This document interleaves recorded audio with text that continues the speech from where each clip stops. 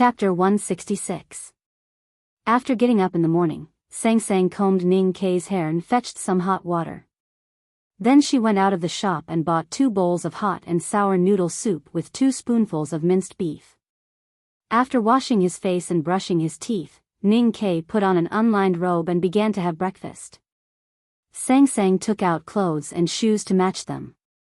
Last night, the academy's spring clothes had been ironed tightly and the shoes and socks were all new.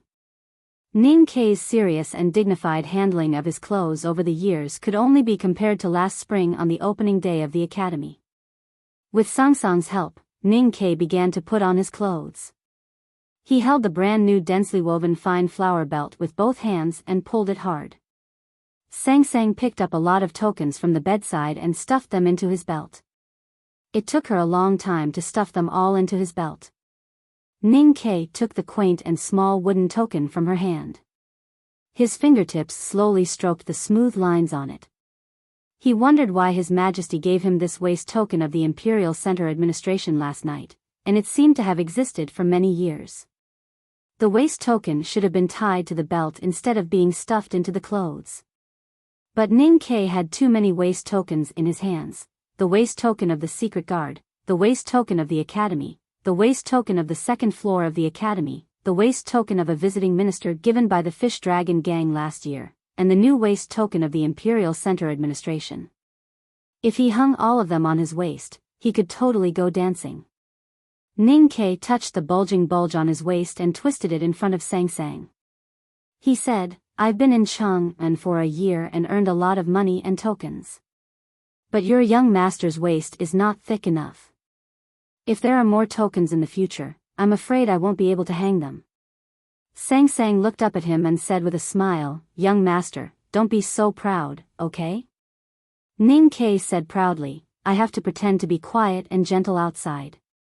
Why can't I be proud at home?" Outside the front door of the old brush pen shop, the horse carriage had been quietly waiting in the alley under the morning light. But today, old Duan did not wait in the carriage, but stood outside the shop with a very respectful look. The coachman old Duan did not know about the second floor of the academy, nor did he know about the flower blooming on the opposite shore heaven. But he was called over by the boss of the carriage and horse shop last night and was warned.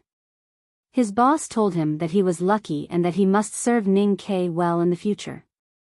Therefore, he took out the energy that he used to serve his wife at home and got up in the middle of the night. He changed into a set of clean clothes and brushed his teeth with a willow branch dipped in expensive powder for the first time. He also brushed the horse carriage clean and shiny and arrived at Lin 47th Street ahead of time to wait. Looking at the clean coachman and horse carriage, Ning Kei could not help but feel a little surprised. After asking a few questions, he guessed that the boss of the carriage and horse shop probably knew something. He could not help but smile and shake his head, thinking that it was hard not to be proud. The carriage gradually moved away from the eastern city and went out of the south gate of Chang'an and via the Vermilion Bird Avenue. It went on the official road of the empire and headed towards the fairyland-like academy in the distance. Ning Kei looked at the green trees and wildflowers along the road outside the window with a calm expression. He had seen the spring scenery on this road so many times that it could no longer arouse his thoughts. After looking at it for a while, he put down the curtain. Sitting in the slightly shaking carriage, he slowly closed his eyes. The fatigue and tension of the past few days had long left his body. But this was the first time that he had a chance to calmly recall the experience of these days. The morning light passed through the curtain and then through the eyelids, turning into a very dim light, which was very similar to the light intensity of the wilderness that was about to usher in the night. His thoughts instantly drifted back to those strange dreams and the strange illusions he saw during the process of climbing the mountain. After a long time, Ning Kei opened his eyes and shook his head. In the previous time, he once again reviewed the intertwining of light and darkness, the calling from the farthest place between heaven and earth and the deepest heart, and then found that these had nothing to do with him. If the last step was the test of the academy, why would the grand cultivator of the academy make such a mysterious illusion, and why would he be right? The selection test before climbing to the top of the back mountain of the academy was too metaphysical and too solemn. And Ning Ke was just a weak cultivator who had just entered the no-doubt state. Asking him to answer this question was like asking a philosophy professor of Heidelberg University to catch a child who had just entered elementary school. Who are you, where do you come from, and where do you want to go? The boy would not have held his head in his hands and pondered for half a century until he had turned into a statue and could not answer, but he would have answered in a loud voice. My name is Soanvich, I come from Frankfurt, and I am going fishing in the Neckar. Perhaps the philosophy professor of Heidelberg University also taught theology, or perhaps this professor was similar to the Zen masters in ancient China, who liked to play the trick of returning to the original and returning to the original. Hearing this answer, Ning Ke's thin body shook violently. He felt that the child's answer seemed simple, but in fact it was not simple. He found the ultimate path directly from the heart, and increasingly felt that the child was a rare genius. He was about to officially enter the second floor of the academy to study, but to be honest, until now he still did not know why the academy, why the long mountain road, and why the bigwigs who set up the illusion selection would choose him. After thinking for a long time, Ning Ke could only come to this conclusion. The headmaster of the academy is too profound, so he is confused, and I am that child. On the wide straight road in the southwest of Chang'an, several carriages and dozens of knights were silently moving forward. These carriages were mainly decorated in black and gold, exuding an indescribable sense of luxury and solemnity. Although the dozens of knights were not wearing armor, their neat black robes and determined expressions on their faces still exuded a sense of sacredness and inviolability. These knights were the world-renowned papal guardians of the Westhill Divine Kingdom, known as the world's most elite cavalry. The carriages that were qualified to be protected by them were undoubtedly bigwigs from the Divine Hall. It was still early at this time, but the carriages appeared on the road south of Chang'an, indicating that they had left Chang'an as soon as the city gate opened. If the team consisting of bigwigs from the Divine Hall and papal guardians were walking in other countries, it would definitely attract countless onlookers and cheers, and there might even be many believers kowtowing on the road. But now they were in the territory of the Tang Empire, and it was still early. No one on either side of the road looked at them, and no one offered pious tears. The team just moved forward silently and quickly, giving people a feeling that they wanted to leave as soon as possible at all costs. Prince Longqing sat in the middle of the luxurious yet solemn black and gold horse carriage. His calm eyes looked through the window at the Tang people's houses and the fields of rape flowers that looked like golden blankets. He listened to the sound of the horses' hooves and the knight's breathing. He felt the oppressive atmosphere and the strange silence. Suddenly, he smiled and said, "When you came, the whole Chang'an city was in jubilation. The believers, women and children lined the road to welcome you, and fruits and flowers were thrown at the carriages. But when you leave, you are so silent and even deliberately choose to leave when the city gate is open. Don't you think you are like a stray dog?" Sitting opposite him, Priest Moli, the deputy head of the Revelation Institute, slightly changed his expression.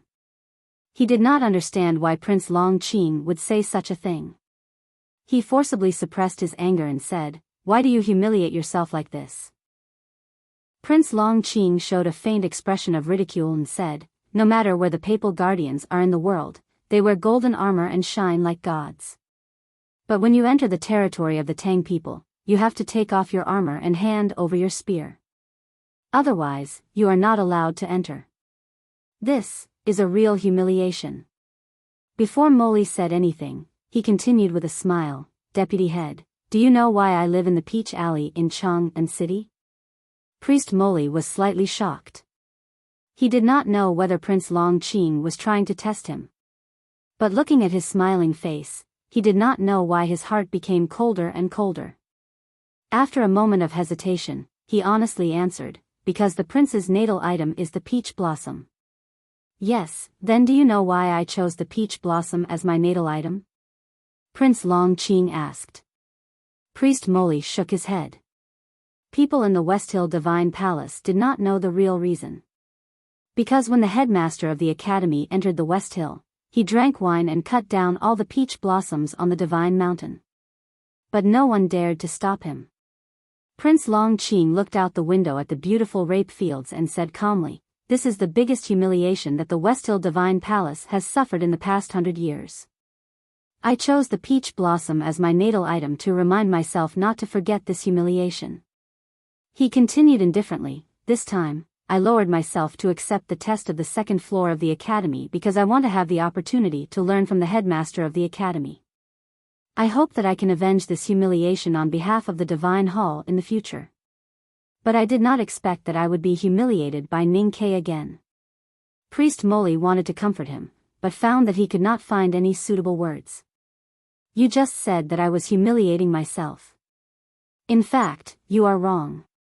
Humiliation has nothing to do with who initiated it.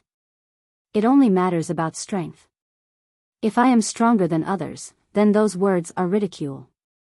If I am weaker than others, then those words are self-humiliation.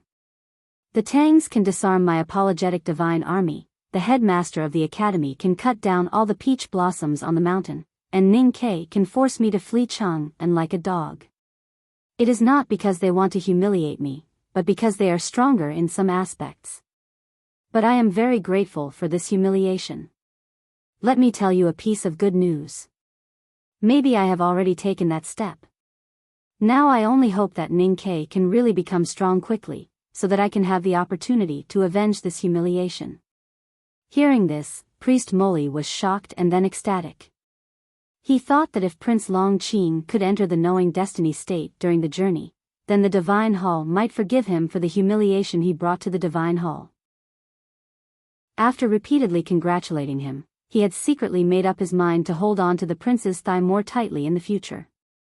Suddenly he thought of something and asked in a low voice, Crown Prince Chongming has returned to the Yen Kingdom. The good news that the prince has entered the knowing destiny state, should we send someone to inform the Emperor of Yen as soon as possible? Prince Long Qing slightly laughed at himself and said, what's the point of letting my father know about this? Fighting for the throne? Is the throne of the Yen Kingdom more attractive than the Haotian Great Way? Priest Molly sincerely suggested, but the throne should originally belong to you, Prince. It is mine, and it will always be mine. Prince Long Qing recalled the illusions he had seen on the back of the mountain of the academy, especially the great light and great fear he had seen in the last few steps on the edge of the cliff. His face was slightly pale, and then he resolutely said, anyone who wants to take away my things will die. He withdrew his hand from the window, and did not know when there was a pink peach blossom between his fingers. He casually inserted the peach blossom on his lapel, wondering if there was a transparent hole under the petals that were full of vitality. Prince Long Qing looked at the smoke from the houses outside the window and the rape flowers in the fields. After a long silence, he calmly smiled and said, in a few years, I will pull down all these ugly Tang's houses and eradicate all the rape flowers in the fields. Then I will burn them all. I will burn away the evil and filth, and burn away a holy and bright world. The horse carriage stopped by the meadow outside the academy as usual. Ning Ke got off the carriage and found that the atmosphere in the academy today was very different from before. There were still many students standing in the distance, looking at him and discussing. However, the disdain and disgust in their eyes had long been replaced by shock, envy, and a touch of regret.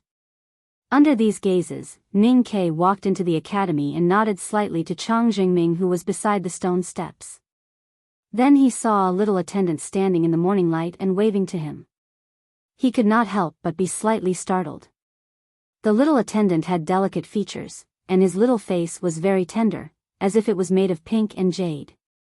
He looked at Ning Ke walking toward him, and then he very respectfully bowed and said, Young master, I am the attendant of my young master. I have been ordered to bring you up the mountain. The little attendant had to put on the airs of an old master. Ning Ke could not help but laugh and asked, the question is, who is your young master? And why do you call me young master? The little attendant chuckled and touched his head.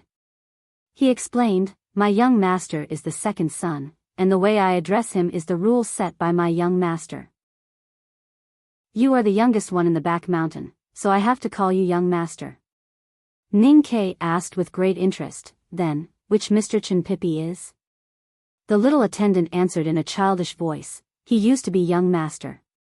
Now that you are young master, he is Mr. 12. Ning Ke was startled, and then he shook his head and said with a smile, "That fat man and young master, it sounds a little strange." The little attendant said seriously, "Actually, I think so too." The path that Ning Ke took to enter the back mountain of the academy today was certainly not the one that had tormented him half to death. The little attendant took him to a secluded alley and went up from a stone path beside the old library. Then they stopped in front of the thick fog that covered the mountain. "Young master, there is also a path on the second floor of the old library. But young master said that today is your first day here, so please go this way." Ning Ke looked at the fog in front of him and subconsciously thought of the fog on the long mountain path the day before yesterday. His body slightly stiffened. After a moment of silence, he looked at the little attendant and asked gently, "Is there anything strange in the fog?" The little attendant laughed and said, "Of course not. I often walk." There was indeed nothing strange in this mountain fog, such as the bamboo leaves that turned into flying swords, the mountain springs that turned into waterfalls, and the small ponds that turned into seas. This mountain fog was very strange. Ning Ke walked only a dozen steps and actually walked to the mountainside of the academy's back mountain. He waved his sleeves and brushed away the last few wisps of fog in front of him. He could not help but be stunned by the mountainside scenery in front of him, which was like a fairyland under the morning light. Looking from the direction of the academy, there was actually such a large flat cliff facing the east side of the steep mountain. On the cliff plateau, there was a mirror-like lake, blooming wildflowers, tranquil grass, and towering ancient trees. There were thousands of kinds of flowers, including peach blossoms, but they were inconspicuous among them. Under the towering ancient trees, there were more than 10 simple houses, with smoke curling up from the chimneys. Behind the houses, there was a silver line pouring down from the cliff. It was actually a waterfall in the far distance. A flock of black birds were chirping and flying between the cliff and the waterfall. In the morning light, such a beautiful scene came into his eyes. Ning Ke was stunned and did not know what to say. Feeling the quiet chi of heaven and earth and the smell of life in the back mountain, a strong thought came into his mind. No matter who wants to destroy such beauty, I will definitely destroy you first. Modified 201112110408, to be continued. If you like this work, please come to Chidian.com to vote for me. Your support is my greatest motivation. Chapter 167. When I came here for the first time, I was shocked by the beauty of this place, just like you. Chin Pippi stood beside Ning Ke without anyone noticing. Ning Ke turned to look at him and asked, "Is it more beautiful than the place where you used to live?" Chin Pippi looked at him and wondered if he had guessed his origin.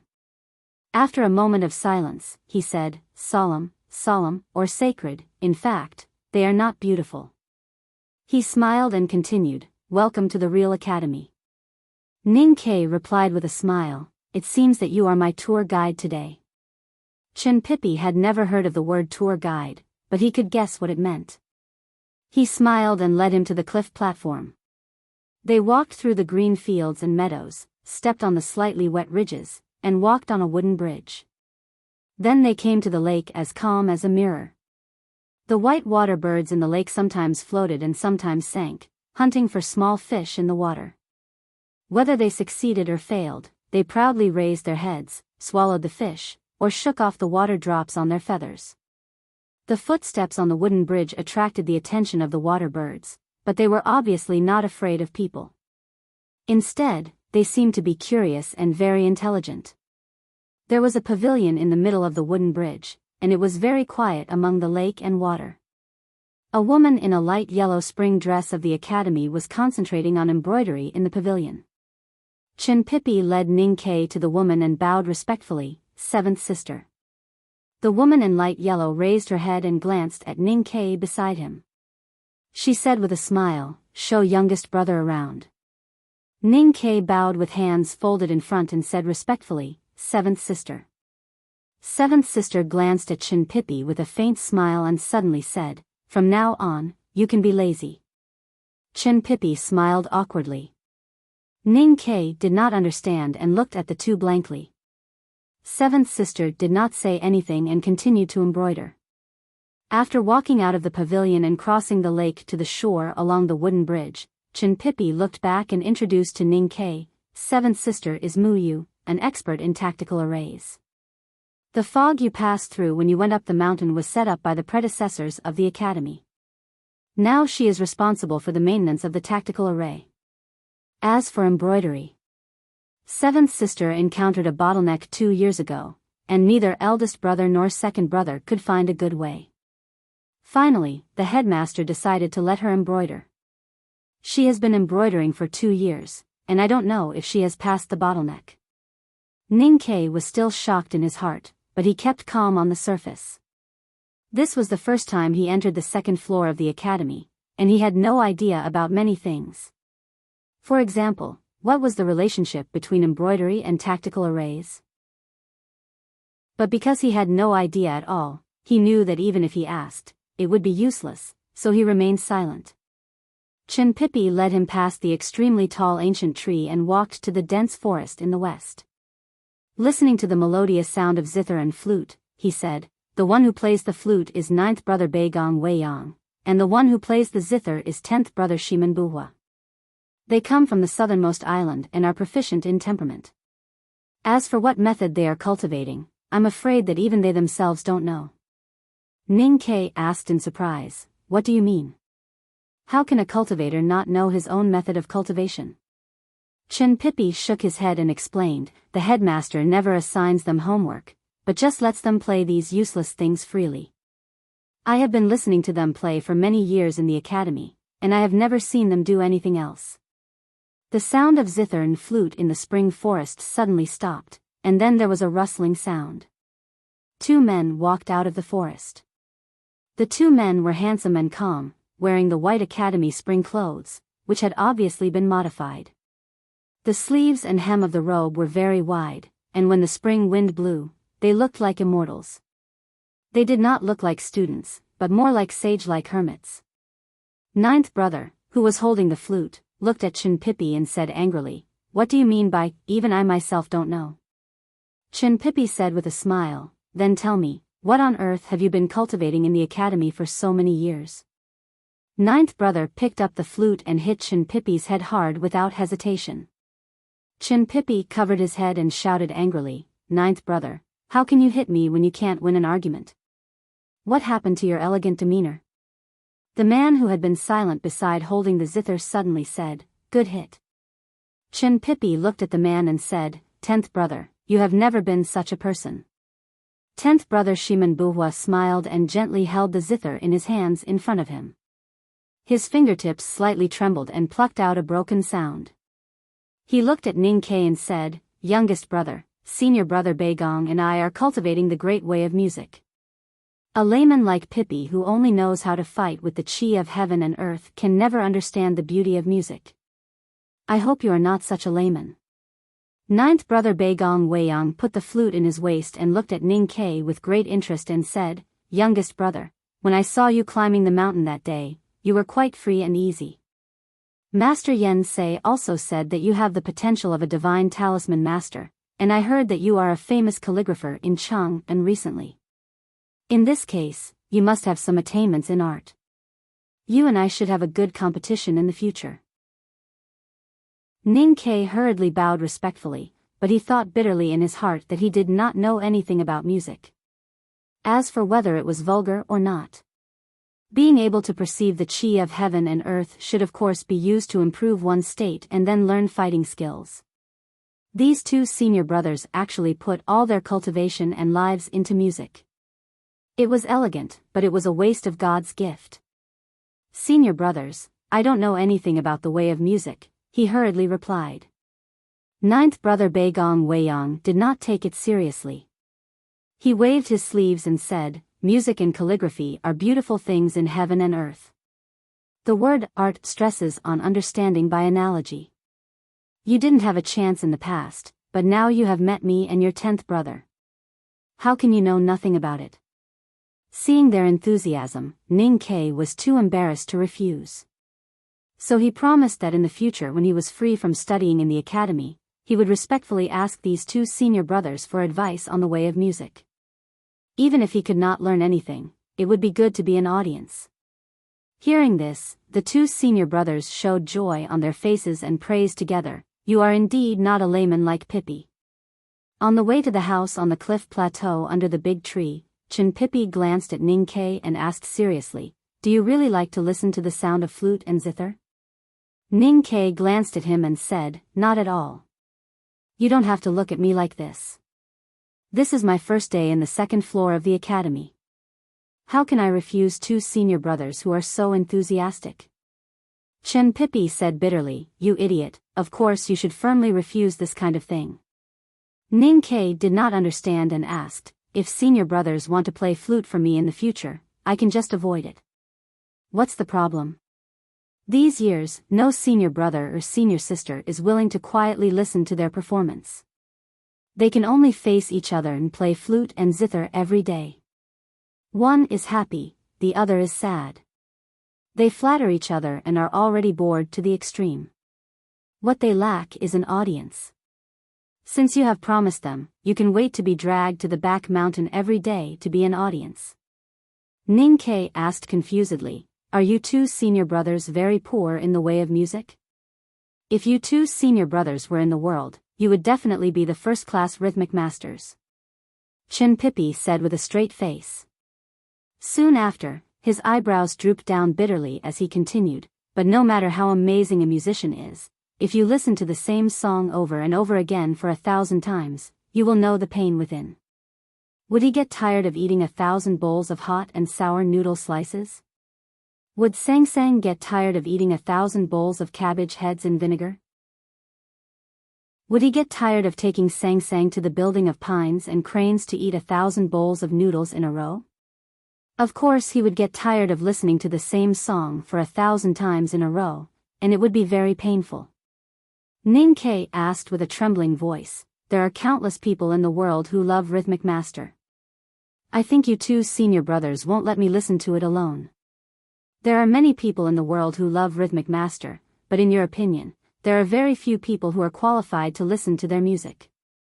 Those who can enter the back mountain of the academy and become their classmates have all passed the test of the headmaster of the academy. Of course they are qualified, but others are not." After a long silence, Ning Kei said resolutely, "I will avoid it. I used to avoid it." Chin Pippi looked at him sympathetically and sighed, "The back mountain of the academy is not small, but it is still possible to find someone."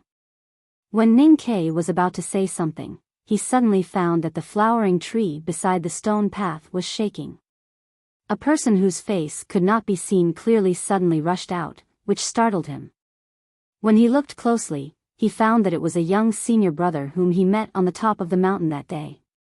But today, this senior brother's hair and clothes were all covered with all kinds of flower petals, which looked very funny and a little scary. Chin Pippi pulled him to his side and introduced him very seriously, "This is 11th brother, Wang Qi." Ning Kei hurriedly tidied up his clothes and bowed deeply, "Greetings, 11th brother." 11th brother stared at him and did not return the bow.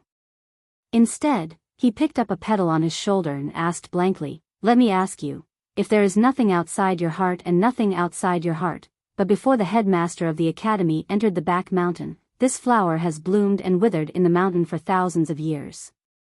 What does it have to do with our hearts? If no one enters the back mountain, if no one sees this flower does not exist?" Ning Kei was speechless. After a long silence, he turned his head and looked at Chin Pippi innocently. Chin Pippi's gaze was even more innocent than his, which meant that if Ning Kei could not answer clearly, it would not be good for him to leave. 11th brother Wang Qi looked at him tenderly and waited for a long time without an answer. But he did not show any displeasure on his face. He explained himself gently, "In my opinion, before you and I see this flower, the flower and our hearts are silent. When you and I come to see this flower, the flower appears and blooms in our hearts. Whether this flower exists or not depends on the moment when it appears."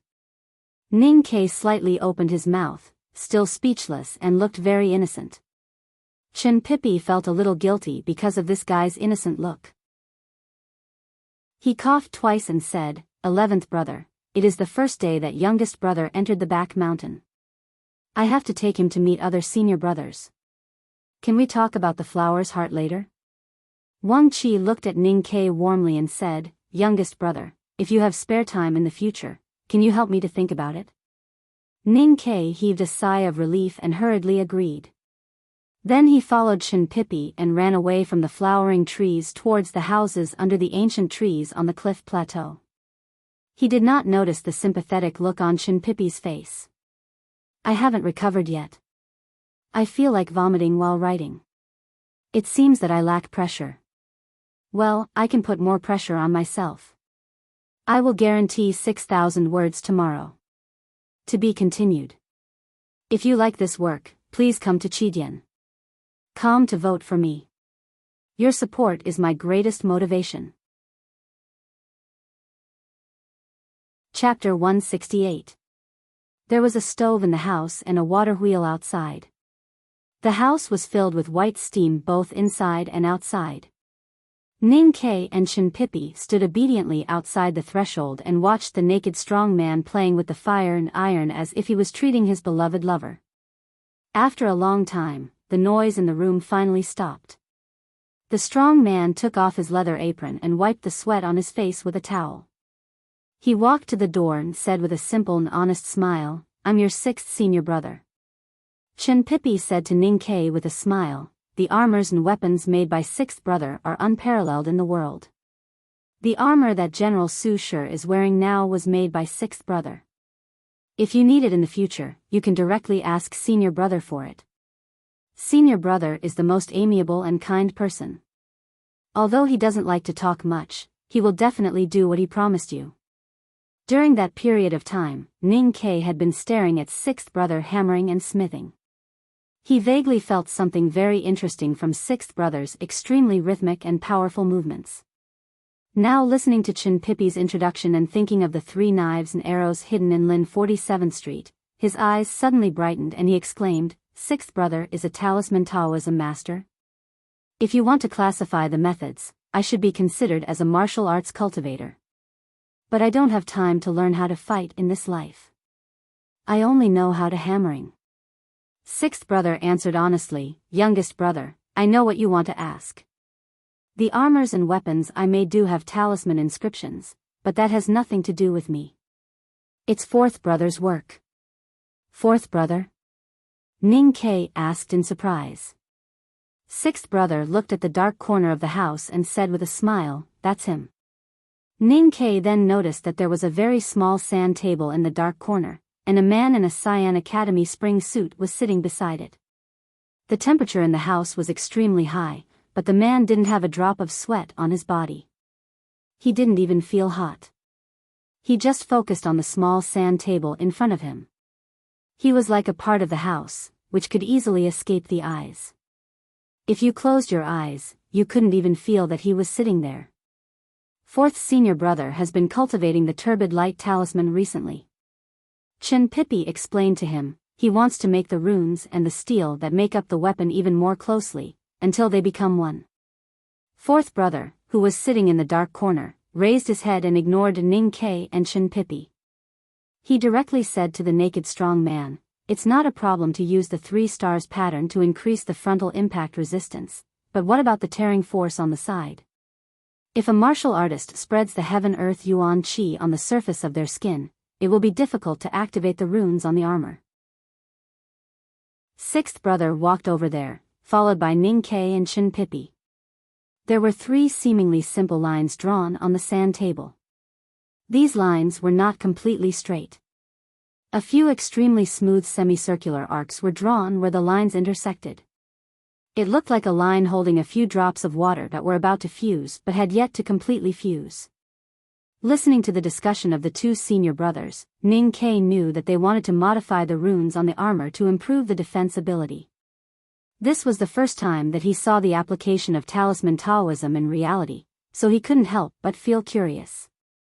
I don't know talisman Taoism, nor do I know what these patterns are for. But I always feel that these semicircles are too smooth, or, too perfect. Sixth brother scratched his head and said honestly, I just feel that things that are too perfect can't be beaten. After a long silence, fourth brother said, you have been forging iron all your life, so you are more familiar with the power than me. Although I don't know how it works, I believe in your intuition. These semicircles are really too perfect. Ning Ke felt a little nervous and stared at the sand table paved with fine white sand. He wanted to see what kind of changes fourth brother was going to make. No one drew a picture with a wooden brush. The fine white sand on the sand table magically and quickly rolled. The lines on the sand table seemed to be pulled by an invisible hand and changed shape. No one knew how many combinations had been made in a moment. Ning Ke stared at the lines on the sand table. His eyes flashed quickly along with the changes of those lines. His thinking gradually couldn't keep up with those extremely complicated combinations. He only felt a slight pain in his mind and a wave of annoyance in his chest and abdomen. Walking out of the house to the water wheel, Ning Ke held a handful of cold water to wash his face. Only then did he feel a little better. He looked at Chen Pippi with lingering fear and said, I really didn't expect that these fragments of talisman Taoism are so difficult to understand. It's because they are fragments that it is easy to cause mental fluctuations. Not to mention that you overestimated yourself and wanted to see so many changes clearly. Chen Pippi filled a bamboo tube with water and drank it all. He wiped his mouth and said mockingly, not to mention that the furnace in sixth brother's house never goes out all year round. It is used to refine various kinds of steel materials. He doesn't know how to fight, but his martial arts cultivation is extremely profound. That's why he is fine staying in there. How can a guy like you not faint from the heat? Ning Ke was mocked by him, but he didn't feel offended. He thought of these senior brothers and sisters that he saw in the back of the mountain of the academy today. These seemingly crazy but obviously very magical scenes made him very excited. Fifth brother and eighth brother went to play chess. Before they entered the mountain, one was a chess player from the South Jin Kingdom, and the other was a chess master from the Yueluan Kingdom. They had fought more than 10 times and could not decide the winner. After they entered the mountain, they became senior brothers, but they didn't forget about the past. As long as they were free, they would hold the chess pieces and sit under the pine tree on the mountain for several days.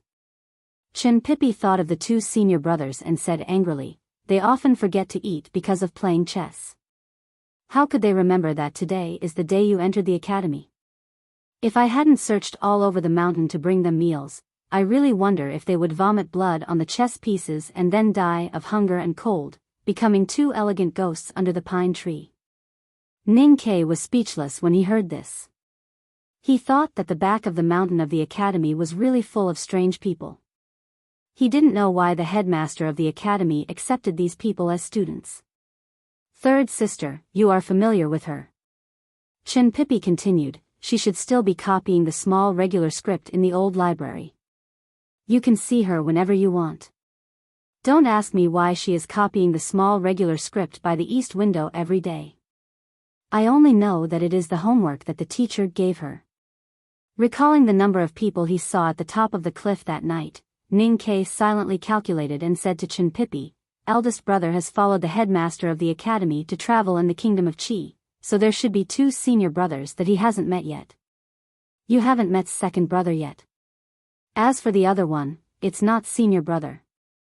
That old man's seniority is a bit strange. He only reads books every day and doesn't talk to anyone. Senior brothers and senior sisters don't like to talk to him. Chen Pippi led him to the waterfall behind the cliff plateau and warned him, I'm going to take you to second brother now. You have to pay attention to your manners. Although the Shixiang and Shiji that I met earlier behaved strangely, they are all very kind people. Second Shixiang is serious and upright, and always asks others to correct him. If you make any mistakes, be careful of being beaten. Ning Ke was shocked and asked nervously, then how should I face second brother? Chen Pippi looked back at him and said mockingly, you have always been good at putting on airs. Just like how you faced senior brothers and senior sisters just now. I really didn't expect that you, with thick eyebrows and big eyes, would be so good at showing off. Ning Ke said sarcastically, a wise man submits to circumstances, and an idiot who doesn't. Chen Pippi looked at him and sighed, saying, in addition to being serious and upright, second brother's biggest characteristic is his pride, and he can't bear to see others behave more arrogantly than him in front of him. So, I'm sorry for your loss. Judging from your usual arrogant attitude, I think second brother must have taught you a lot these years. Ning Ke looked at his chubby face and said mockingly, as for me, you don't have to worry about me. In front of second brother, I will definitely be the most modest person in the world. It's too late. Chen Pippi looked at him with a faint smile and said, the math problem you gave me last year finally caused second brother to close himself for half a month. Do you think someone as proud as him will forget it? It turned out that Chen Pippi's threat was just a paper tiger. After walking to the small courtyard not far from the silver waterfall and finally seeing the legendary second brother, Ning Ke found that second brother was definitely not a supercilious person. He even felt that second brother's tone was very gentle and kind, without any trace of arrogance and conceit. Standing on the stone steps, second brother looked at them calmly and asked indifferently, Ning Ke, youngest brother. Sorry, I shouldn't call him youngest brother now. 12th took you to walk around the back mountain. How do you feel? Senior brothers and senior sisters are concentrating on cultivation, which is really my. Ning Ke replied respectfully. However, before he finished his words, second brother raised his hand to stop him and said coldly, those guys only know how to play with birds, feed fish, play the zither, and play chess every day. How can they be concentrating on cultivation? Fourth brother obviously has great potential in talisman Taoism, but I don't know what's wrong with his brain. He was actually tricked by sixth brother to be a worker in the blacksmith's shop. Teacher is too kind to care about them. Otherwise, I would have taught them a good lesson. It's really unwise for you to say that they are your role models. Ning Ke didn't know how to answer this. Second brother suddenly asked in a low voice, what are you looking at? When he saw the waterfall just now, Ning Ke had set the tone for this conversation and made a lot of psychological preparations. He decided to pretend to be a shy quail in front of second brother and never raise his head to look directly into his eyes rudely during the conversation. However, the ancient crown on second brother's head, which looked like a laundry stick, was really too eye-catching. As for the ancient crown on second brother's head, it was hard for anyone to move their eyes away once they saw it. Ning Ke always felt like he was talking to a wooden club. It was such a weird feeling that even he found it hard to keep a calm expression on his face. Compared with the high ancient crown that looked like a wooden stick, second brother's appearance was much more normal, but also had its own characteristics. Second senior brother had straight eyebrows, a straight nose, and thin lips. He was not handsome, but there was nothing wrong with him. His black hair was neatly combed and hung behind him without a single strand out of place. It did not lean to the left or to the right. As for his two eyebrows, they were exactly the same, even giving people the feeling that the number of eyebrows on both sides was exactly the same. His calm and spirited eyes were the same, and there was no fault to be found. His entire person gave people a helpless feeling that they couldn't praise or find fault with. This feeling of helplessness was probably shared by everyone who saw second brother. It was because of this feeling that Ning Ke's mind drifted slightly. When he suddenly heard this question, he couldn't help but be shocked and said with a smile, "Senior brother, I'm looking at your crown." Second brother looked at him quietly and asked, "Why do you want to see?" Ning Ke's expression was very natural, and he answered naturally, "Because it looks good." Second brother was slightly startled. Chen Pippi, who had been playing the role of a quail, became stiff and silently cursed in his heart. He thought that after knowing this guy for a year, he still didn't fully understand how shameless and despicable he was.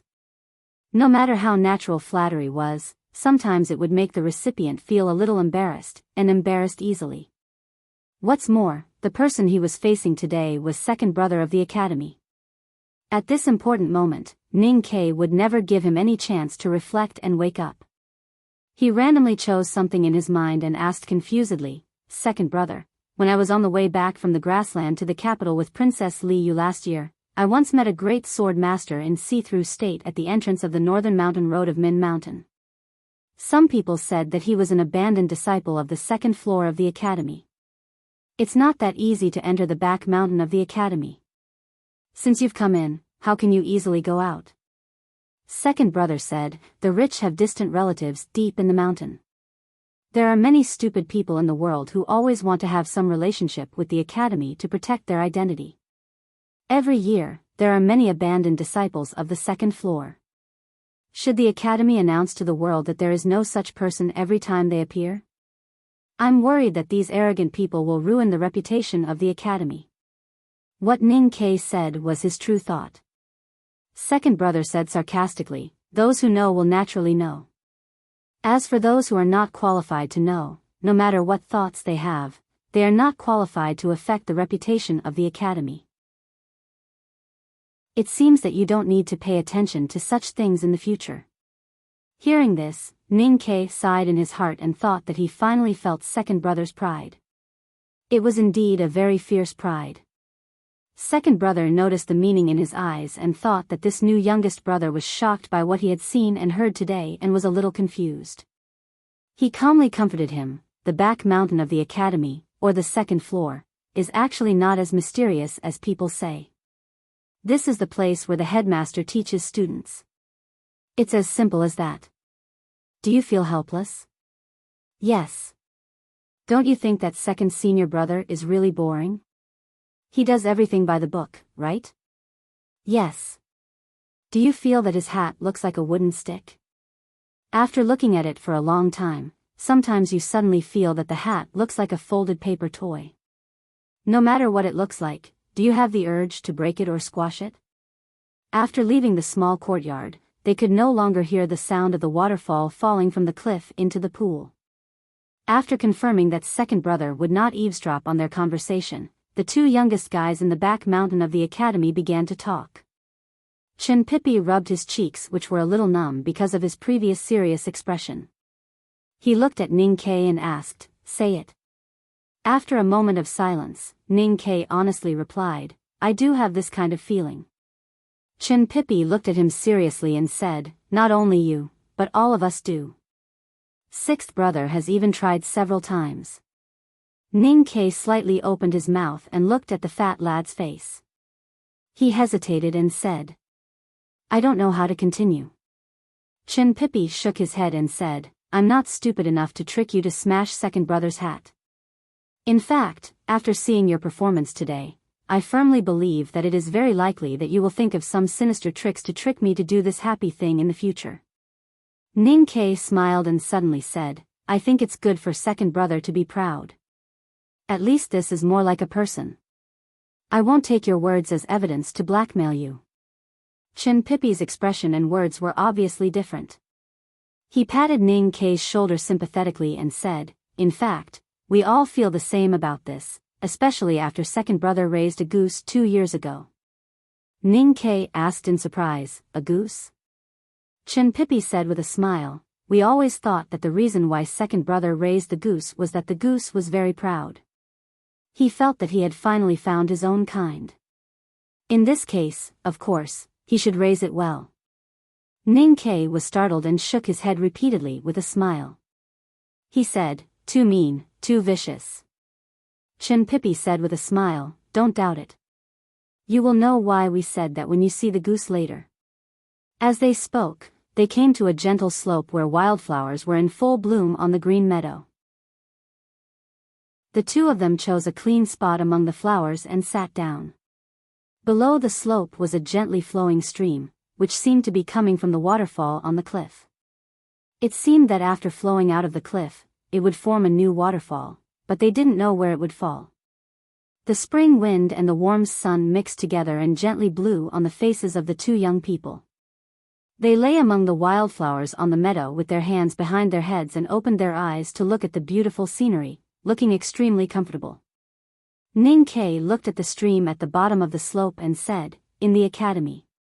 I mean in the academy below, I would occasionally look up at the mountains, but I have never seen a waterfall." I have never thought that the depths of the mountains in the fog could be so beautiful.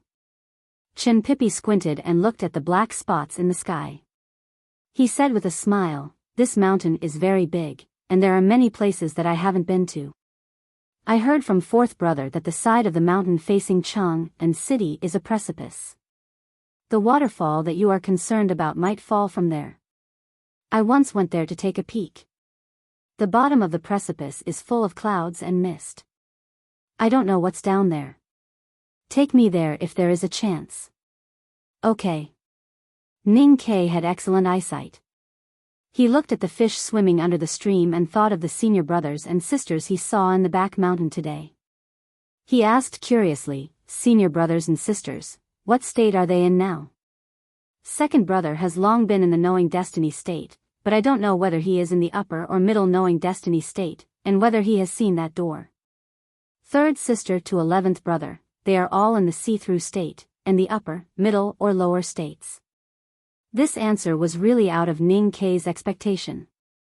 He looked at Chinpipi in surprise and said, "You are all in the knowing destiny state.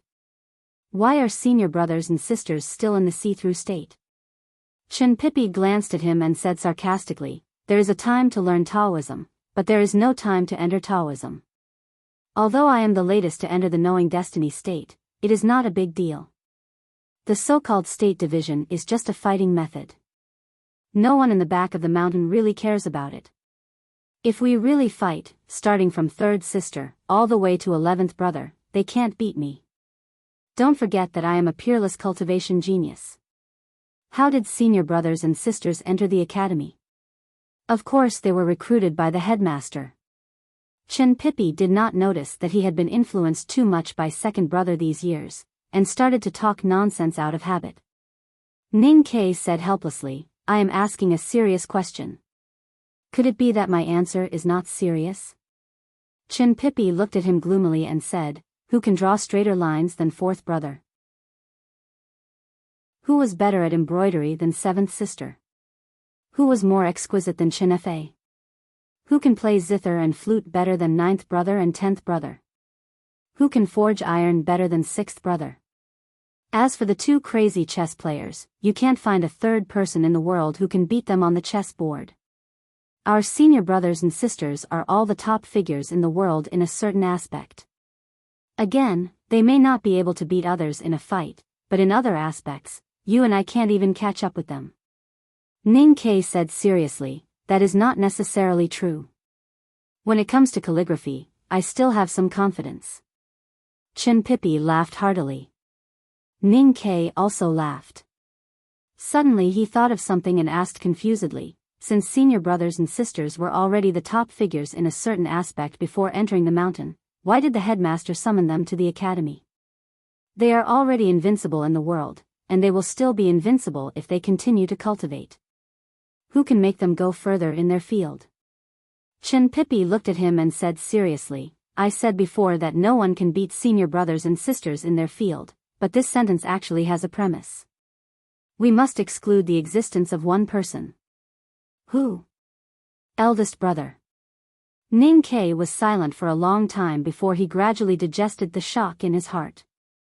He stared at his eyes and said, "You mean eldest brother knows everything and is the strongest person in any field?" Chinpipi sighed slowly and said, "I only know that eldest brother has always been responsible for teaching and solving doubts in the back of the mountain of the academy." Ning Ke was stunned and speechless. After a long time, he murmured, "How can there be such an all-rounder in the world?" Chinpipi looked up at the birds in the blue sky and said with a smile, "Do you feel very depressed?" "You are very proud, I am very proud, and second brother is even more proud. But even second brother is not qualified to be proud in front of eldest brother. The most interesting thing is that if you see eldest brother, you will find that he does not know what is pride at all." Ning Ke looked at the sky absent-mindedly and said after a long silence, "It turns out that in the world, besides, there are really people who are born with knowledge." Chinpipi did not notice the pause between his words and said, "There is no one in the world who is born with knowledge." Ning Ke said sarcastically, "If not born with knowledge, who can teach a person like eldest brother?" Chen Pippi said sarcastically, idiot, eldest brother is the teacher's student. Of course, he was taught by the teacher. Ning Ke was speechless and suddenly thought of one thing. Eldest brother's teacher was also his teacher. At this time, he realized that he had become the student of the legendary headmaster of academy. He could not help but feel excited and uneasy. He suddenly turned his head and looked at the big fat round face close to him. He asked, I have a question. Chen Pippi asked doubtfully, what question? Ning Ke said seriously, I entered the second floor of the academy to cultivate and learn, not to enjoy the scenery. You took me around today, but it seems that no one told me what I should learn and how to learn. First of all, you are now in the no doubt state. The chi of heaven and earth that you can control is pitifully little, so there are many things that you can't learn at all. Secondly, the learning in the back of the mountain is basically self-cultivation. According to the direction set by the teacher, we learn by ourselves. If there is something that we don't understand, we can ask eldest brother. Now that the teacher and eldest brother haven't come back, of course, you can only learn by yourself. Eldest brother, what state is he in now? No one knows except the headmaster of academy. I even suspect that eldest brother doesn't know himself. There you go again. You go again. I'm telling the truth. Because we always feel that eldest brother seems to have never cared about such things as states. I suddenly thought of a question. If eldest senior brother really knows everything and is the top figure in all fields, then why don't fifth senior brother and eighth senior brother pester him to play chess? As far as I know, games like playing chess or football are the most likely to cause violence. No one cares whether the other party is eldest brother or not. Chen Pippi suddenly laughed. He thought of something and couldn't help shaking his head. He sighed and said, that's because eldest brother has two most wonderful characteristics. It is because of these two characteristics that no one will pester him to play chess or do other things. What characteristics? Ning Ke asked curiously. Eldest brother does things very seriously, very seriously. So he moves very slowly, very slowly. How slowly? You can't imagine it. Even if I have to wait for the headmaster of academy to return, I have to do something in the back mountain. You will have a lot of things to do in the future. Ning Ke suddenly felt that something was wrong. He hesitated and asked, for example? Chen Pippi looked at him sympathetically and said, for example. At this moment, Ning Ke finally remembered that when he visited his senior brothers and sisters in the academy today, Chen Pippi occasionally showed a look of pity. He vaguely guessed something and asked in a low voice, now that I have become the youngest brother, do you feel that your life has ushered in a new and joyful stage? Chen Pippi looked at him with a smile and said, yes. In the future, I will no longer be forced to listen to those elegant songs every day. I will no longer be forced by fourth brother to draw lines on the sand table every day. I will no longer be forced by sixth brother to step on the water cart every day. I will no longer be forced by seventh sister to plant flags and draw lines in the fog every day. I will no longer be forced by 11th brother to discuss those misty things every day.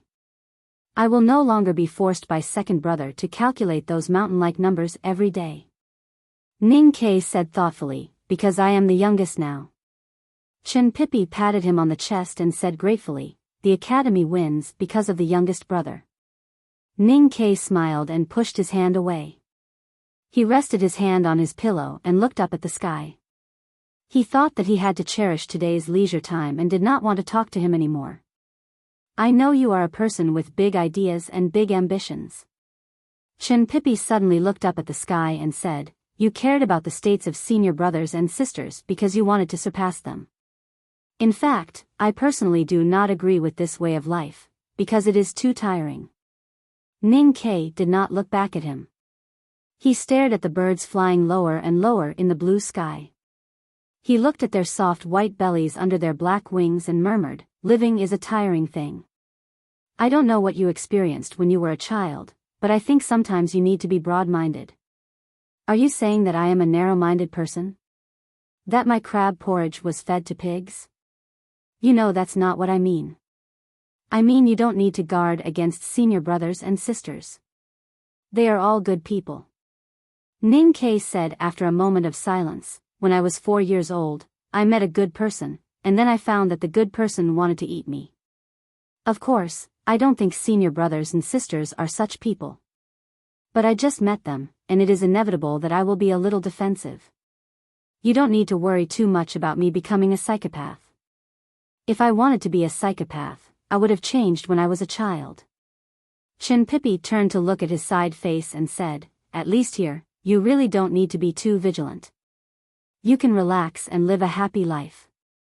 The back of the mountain of the academy is a good place. You should cherish it. I understand. I will cherish it. Ning Ke said seriously, you have stayed in the back of the mountain for so many years. Are you bored? Of course, sometimes. Otherwise, how could I know you? Ning Ke looked back at him and asked curiously, when will you return to West Hill? Chin Pippi did not know what unbearable memory this question reminded him of, and his expression was a little ugly. Ning Ke stared at his eyes and asked seductively, is it related to women? Chin Pippi swallowed with difficulty and said in a slightly hoarse voice, it has nothing to do with you. Ning Ke laughed and bumped his shoulder. He asked, speaking of which, what kind of women do you like? Mature men often talked about money and things in bed when they talked about women, while young men would talk about simple things like liking women. But no matter what kind, women were always the most interesting subjects to talk about. Hearing this question, Chin Pippi suddenly became interested and said, do you remember what I wrote in my first letter? Ning Ke nodded. Forget about those. Those were just me scolding people. Chin Pippi said with a smile, the girl I like must have long black hair, a small figure, and clean eyes. Of course, she must be good looking. It would be best if she can have a red face. Ning Ke asked in surprise, that's it? After thinking for a moment, Chin Pippi added with a solemn expression, it doesn't matter if she is independent and strong, even if she is fierce. No woman can beat a cultivation genius like me, but she must be a good person. Ning Ke always felt that there seemed to be some years of pain hidden in this sentence. But thinking that when Chin Pippi escaped from West Hill and came to the academy, he was only a little more than 10 years old, so it was impossible for him to have a love debt, Ning Ke could not help but feel confused. At this moment, Chin Pippi's eyes suddenly brightened. He pointed to the stream at the foot of the slope and said, look, that's second brother's goose. A fat big white goose walked to the stream, shaking its big butt. It had a small bamboo basket in its mouth, and no one knew what was in the basket. It put its thick hard beak into the bamboo basket, and then into the calm flowing stream. There was a sound of disturbance in the stream. Countless fish swam over happily and gathered in front of the big white goose, pecking at it from time to time. However, it seemed to be very orderly. After eating, the fish quickly retreated and made way for the fish behind them. The big white goose looked up from the water, proudly raising its white neck and quacking twice to the sky. Then it put the things in the bamboo basket into the stream again, and then kept repeating this action, showing great patience. Ning Ke was directly shocked by the scene by the stream. The big white goose was actually feeding the fish. The goose raised by second brother comes to feed the fish every day, as if it is proud to think that this is the most important task in its life. It is just like second brother scolds us every day, and he is proud to think that this is the most important task in his life. Chin Pippi stood beside him and said with a smile. Ning Ke was shocked and speechless, thinking that the back of the mountain of the academy was really the most awesome place in the world. After crossing Min Mountain and going all the way north, there was a naturally formed pass in the far north wilderness, which was even more desolate than the wilderness. In the wilderness south of the pass, a team of thousands of women, children, old and weak were walking with difficulty. The night this year was much longer than in previous years, and the temperature became colder. The tribes of the Great Northern Wilderness, which were known for their ability to withstand the cold, could no longer bear the increasingly harsh environment. They were forced to leave their hometown where they had lived for more than 1,000 years, stepping on the melted mud of snow and mud to move south. The tribes of the Great Northern Wilderness, which consisted of hundreds of thousands of people, had been away from the Central Plains for too long, so long that many people had forgotten the existence of the southern region in the world, and so long that they had long been forgotten by the prosperous and rich world. As the night lengthened and the temperature dropped, apart from these poor tribal people, the animals and beasts that originally lived in colder areas were the first to give up. Listening to the faint shrill cries coming from the far north of the pass, the respectable old people and the migrating tribes had a solemn expression on their faces, and their wrinkles were full of sadness and helplessness. As for the women in furs, their eyes were full of despair. As hunters for a living, they could clearly judge the scale of this group of beasts invading south from the extremely cold region from the screams. If these ferocious beasts caught up with the tribe, then the tribe would usher in a disaster. The pass was a mess, and the snow was full of stains. A young girl wrapped tightly in rotten fur stood in the snow. She wore a pair of black boots, and her beautiful black hair was braided into a large braid under her leather hat, swaying gently behind her to her knees. The beast tail on her collar did not cover her fresh and cute eyes, and her little face was flushed red from the cold wind. She did not look more than 15 years old. Listening to the mournful cries of the wild beasts, she tightly gripped the hilt of her knife and stared at the black line in the distance. Her body trembled slightly because of her nervousness, but her clear eyes became brighter and brighter. The sound of hooves became clearer, and the faint eyes of the snow wolves appeared on the wilderness like stars. The atmosphere was depressing and horrible.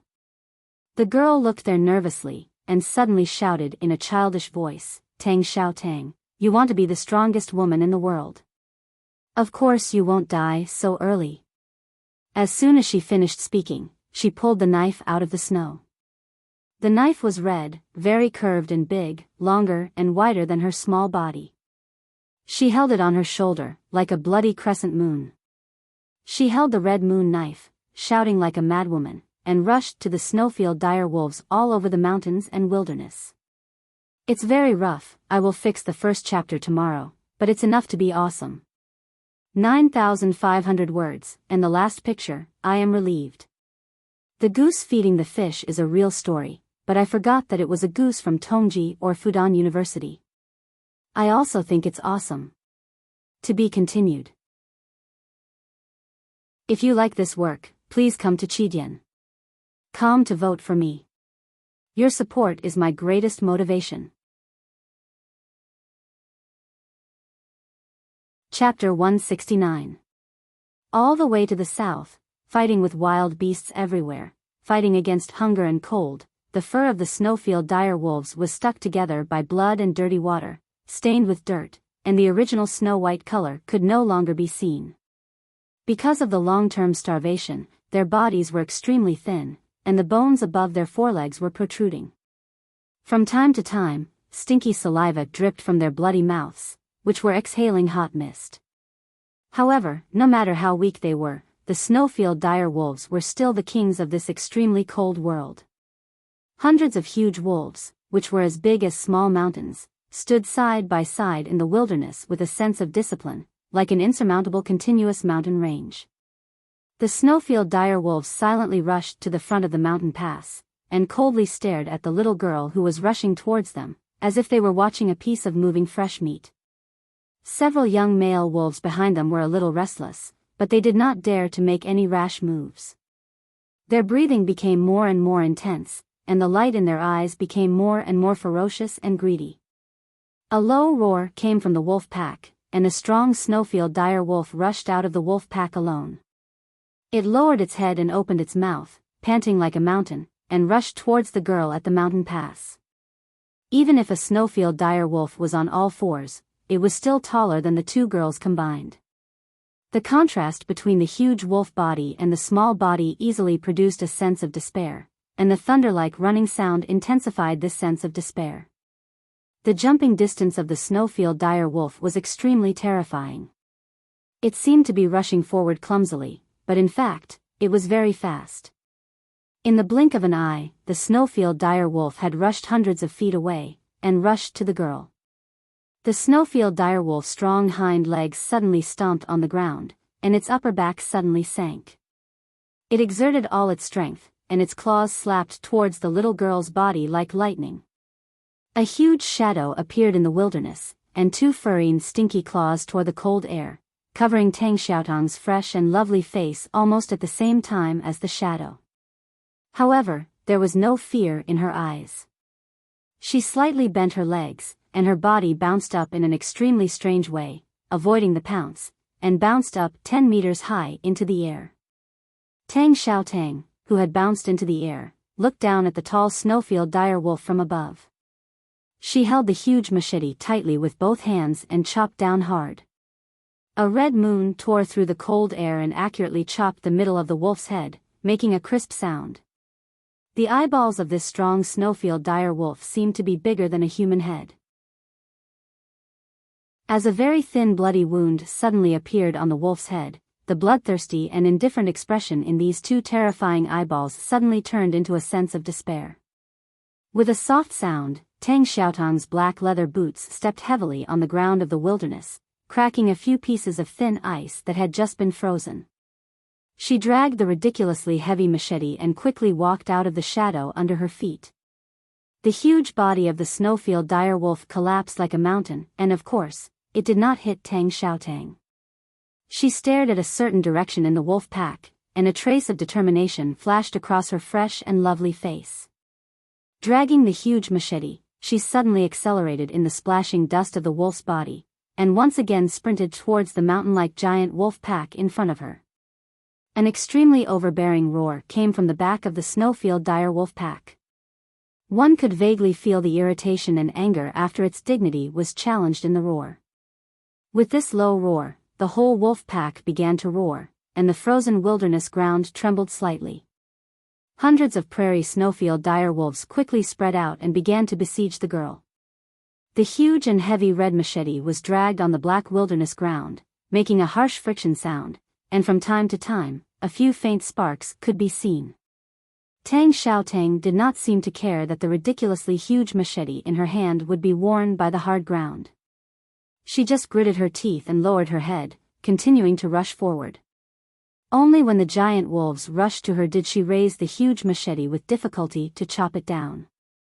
The heavy and huge machete was lifted with difficulty, and slowly chopped down, like a red crescent moon moving randomly in the night sky. However, those snowfield dire wolves, which were like wind and thunder, could not avoid such a slow machete. Under the red crescent moon, they howled and fell to the ground, and their huge legs flew everywhere with blood gushing out.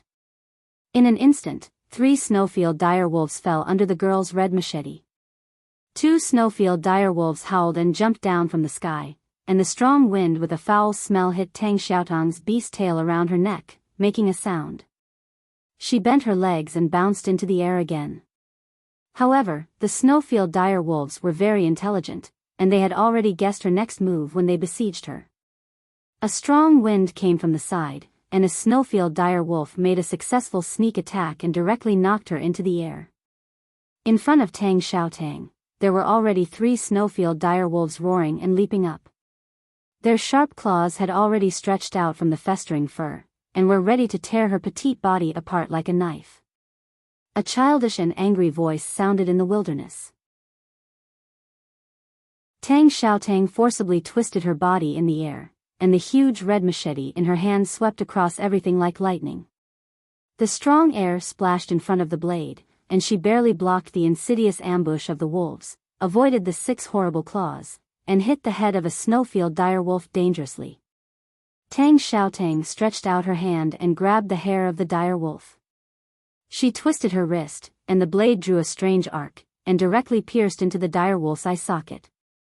With a shrill and painful howl, she jumped down from the dire wolf, and dragged the huge machete on her feet. Panting, she sprinted to the center of the dire wolf group again. There was no expression on her face, and there was no fear or excitement in her clear eyes, but only extraordinary firmness, as if no danger or difficulty, even the horrible death, could stop her. The battle between the little girl and the snowfield dire wolves was still going on. At least 7 snowfield dire wolves had fallen under the enchantingly red giant machete, and the corner of her mouth had begun to bleed. No one knew when she was injured in the battle. The red giant machete looked extremely heavy. In the process of advancing, she often had to drag the machete to walk on the ground, which was extraordinarily difficult. It gave people a feeling that she was almost unable to lift the machete. Every time the red giant machete fell to the ground, she always felt that it must be the last time, and she would never have the strength to pick it up again. But the strange thing was, every time at that moment, she could lift the heavy giant machete again. Every time the red giant machete slowly cut through the cold air, she always felt that it must be the last time, and she would never have the strength to cut it again. But the strange thing was, every time at that moment, she would always be able to swing the heavy giant machete. Compared to her small body, the snowfield great wolf's body was like a small hill. She tightly held the huge red machete in her hand, and compared with her small body, it was exaggeratedly like a red moon. The impact of the mountain-like dire wolves could not make her fall down, and the heavy red giant machete could not slow her down. When the snowfield dire wolves rushed in front of her, the red giant machete would definitely cut out slowly but absolutely accurately, leaving a hill-like corpse of the dire wolves. The battle between the girl and the wolves was silent, solemn, boring, and chilling. There was no shouting, no rest or pause, only the monotonous collision between the red giant machete and the snowfield dire wolves. If the people in the prosperous southern world had the chance to witness such a battle with their own eyes, if they had the chance to see this adorable little girl covered in ragged fur and blushing face colliding with the terrifying pack of wolves, they would have personally experienced what a real battle was and what kind of attitude was called fearlessness. The fighting wisdom of the snowfield dire wolves absolutely could not be underestimated. Although these kings from the cold region of the far north were fighting in a foreign land today, and although they had been suffering from hunger and cold for a long time, they still could not be resisted by ordinary people. Tang Xiaotong's injuries became more and more serious, and her footsteps became heavier and heavier. The red giant machete in her small hand seemed to become heavier and heavier. Although the wolves still could not force her into a desperate situation, she still could not rush into the depths of the wolf pack. Deep in the wolf pack that had been silent for a long time sounded again, and this time the sound was particularly serious, no longer angry, but with a hint of appreciation. However, when Tang Xiaotang heard the sound, her bright eyes flashed with a bad look. She guessed what the wolves wanted to do, so she waved the red giant machete in her hand and was ready to retreat to the mountain pass. Unexpectedly, she was blocked by several young and strong giant wolves. The snowfield dire wolves began to divide their forces. They respected the strength of this female human, but they did not want to let go of the tribesmen who were walking slowly in the south of the mountain pass, because those tribesmen were very likely to be their last food this month. 10 young and strong snowfield dire wolves surrounded Tang Xiaotang.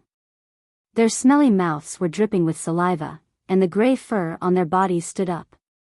They tried their best to keep Tang Xiaotang in the wilderness. More snowfield dire wolves silently walked behind them, and walked towards the mountain pass. No wolf looked back at the 10 young and strong companions, even if they knew that most of them would die under the machete of the female human. After receiving the order from their leader, the 10 giant wolves' desperate look in their eyes had already turned into ferocity after obedience. They stared at the human girl who was surrounded in the middle, and the wolf claws stretched out of the fur glowed with a steel-like light. Tang Xiaotang suddenly looked back to the south, and her black braid behind her swayed in the wind. Her hair under the leather hat brushed her blood-stained lips.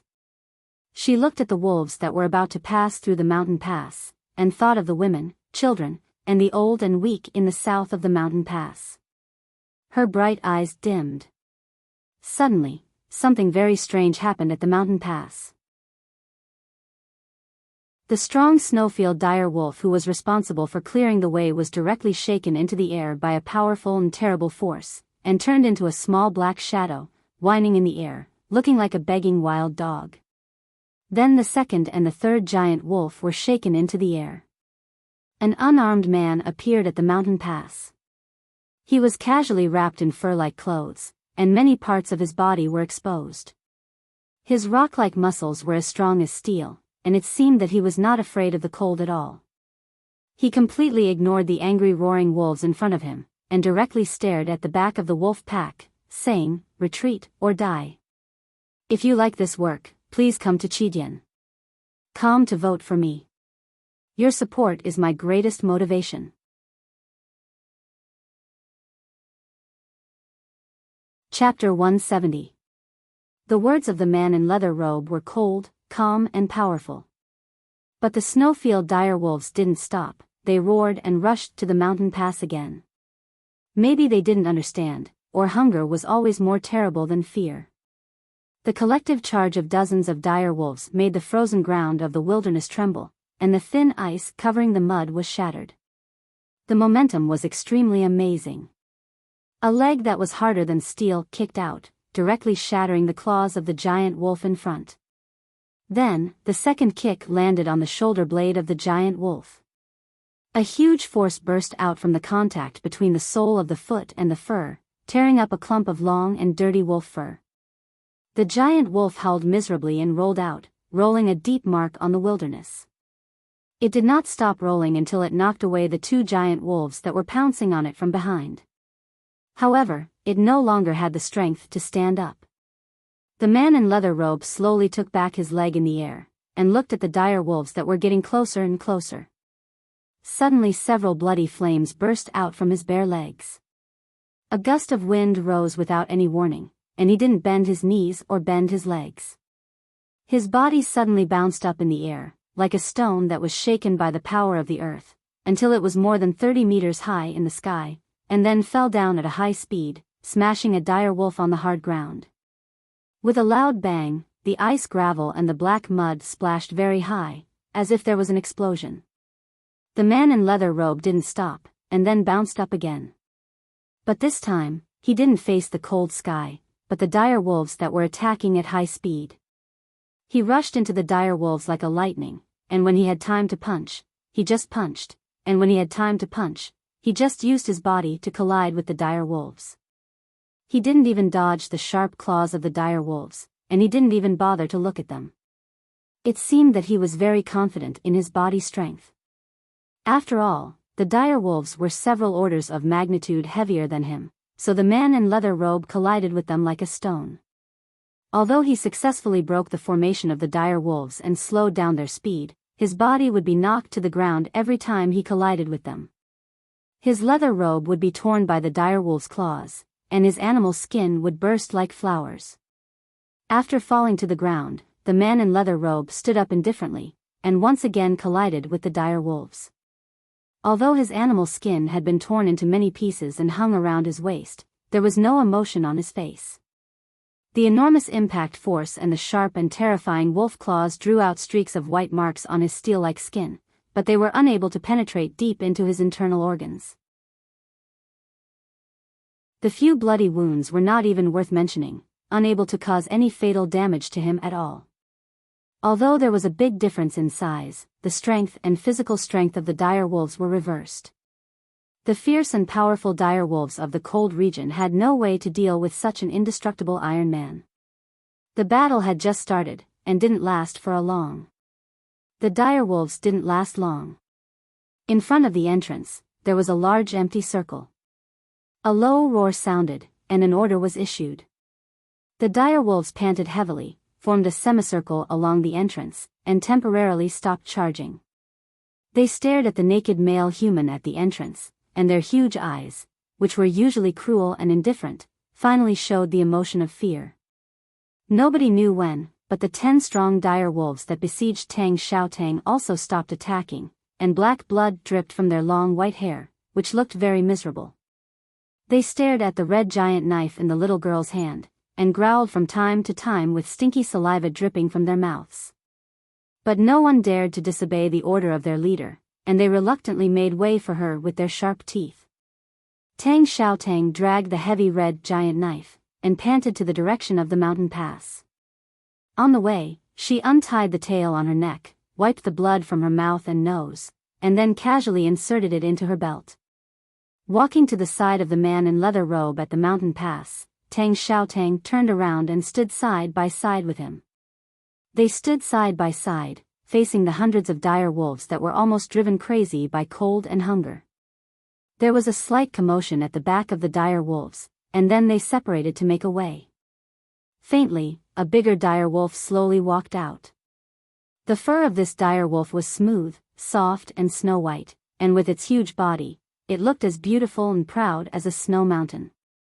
But what was strange was that this huge dire wolf was extremely gentle, and its eyes were full of tranquility and obedience. When it walked, it was especially gentle, as if it was extremely afraid of stepping on something by mistake. Tang Xiaotang said with surprise, "Wow, the leader of this dire wolf is so beautiful." The man in leather robes said, "This is a female wolf. She is not the leader, but the wife of the leader." Hearing this, Tang Xiaotang was stunned. When she looked carefully, she saw an extremely shocking scene, and her body became slightly stiff. In front of that beautiful and huge dire wolf, there was a small body moving slowly.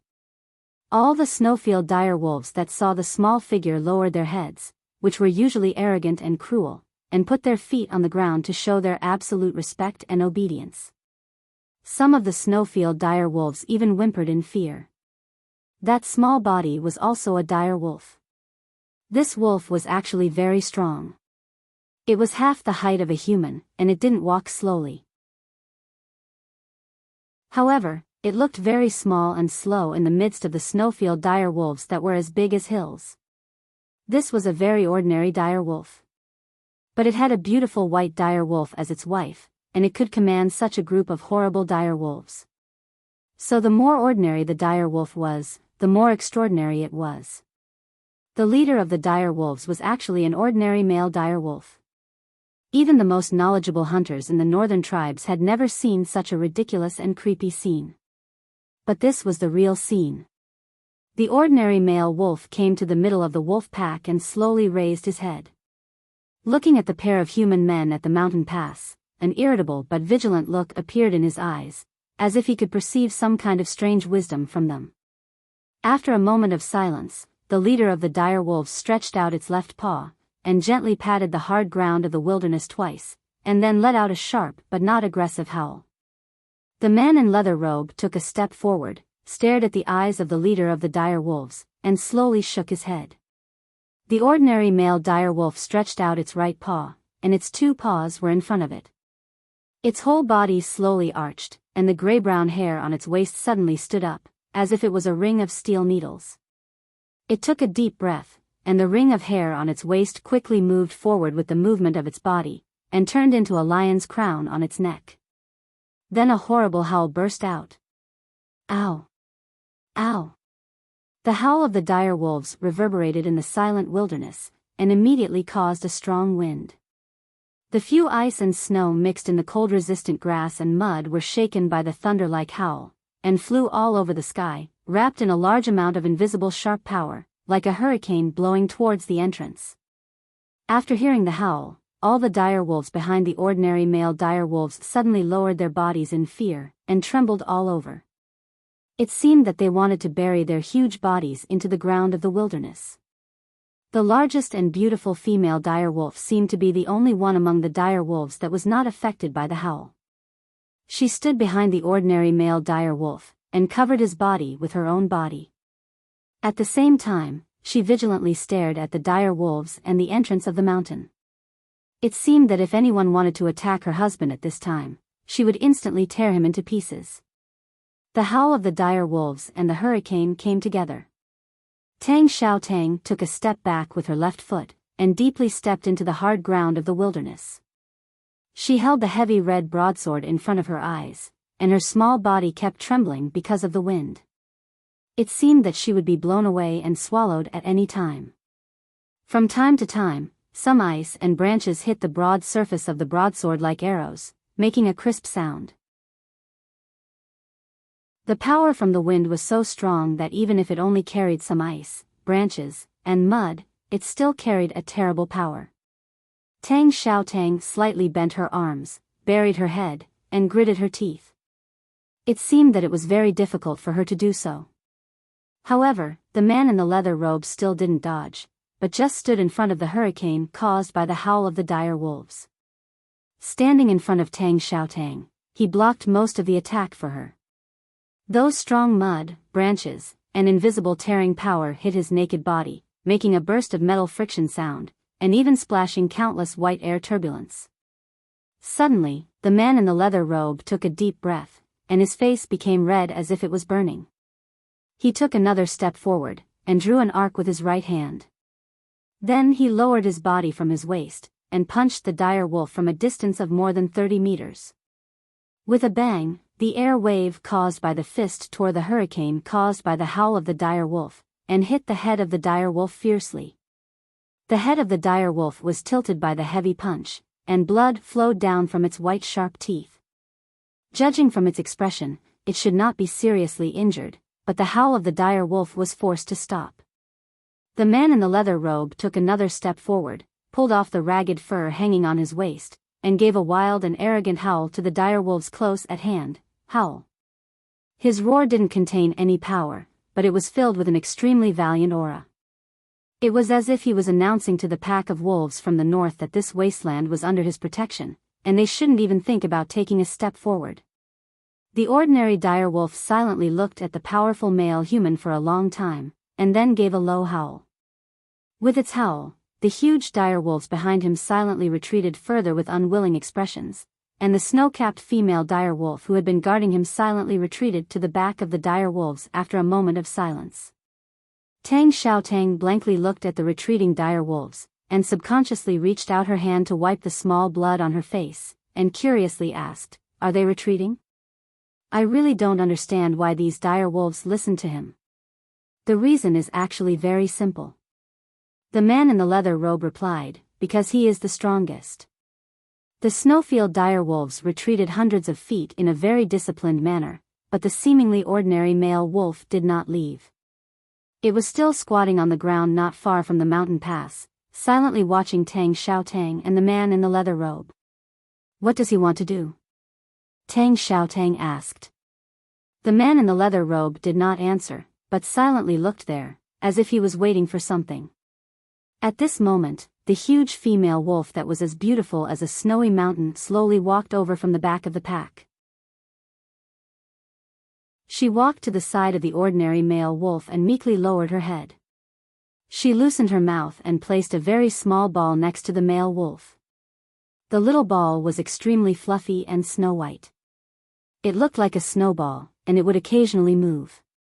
The snow-capped female dire wolf gently touched the small snowball with her huge beak, and her expression was full of attachment and reluctance. The ordinary dire wolf slightly turned his head to look at the female dire wolf, and looked a little unhappy and agitated. But looking at the sadness in his wife's eyes, the dire wolf did not do anything, but gently rubbed his wife's huge head twice, as if to express comfort. Seeing this, Tang Xiaotang knew what the dire wolf wanted to do. She could not help raising her hand to cover her mouth, and her eyes were full of shock. Then she looked up at the man in the leather robe beside her. It seemed that the man in the leather robe did not expect that the ordinary dire wolf would do this. After a moment of silence, he resolutely turned around and walked towards the pass without looking back. The ordinary dire wolf looked at his back, and made a sad low growl. All of a sudden, a shadow covered its body. It raised its head and saw that the female human had come to its front. Judging from her expression and movements, it seemed that she had completely forgotten to be vigilant against its attack. Tang Xiaotang held the snow-like dire wolf in her hands like holding a treasure, and didn't care about it at all. If the seemingly ordinary dire wolf attacked her, she was very likely to be in danger. She opened her bright eyes and looked at the dire wolf in front of her, and said, "Don't worry, he dares not to disobey me, so it's better to follow me than him."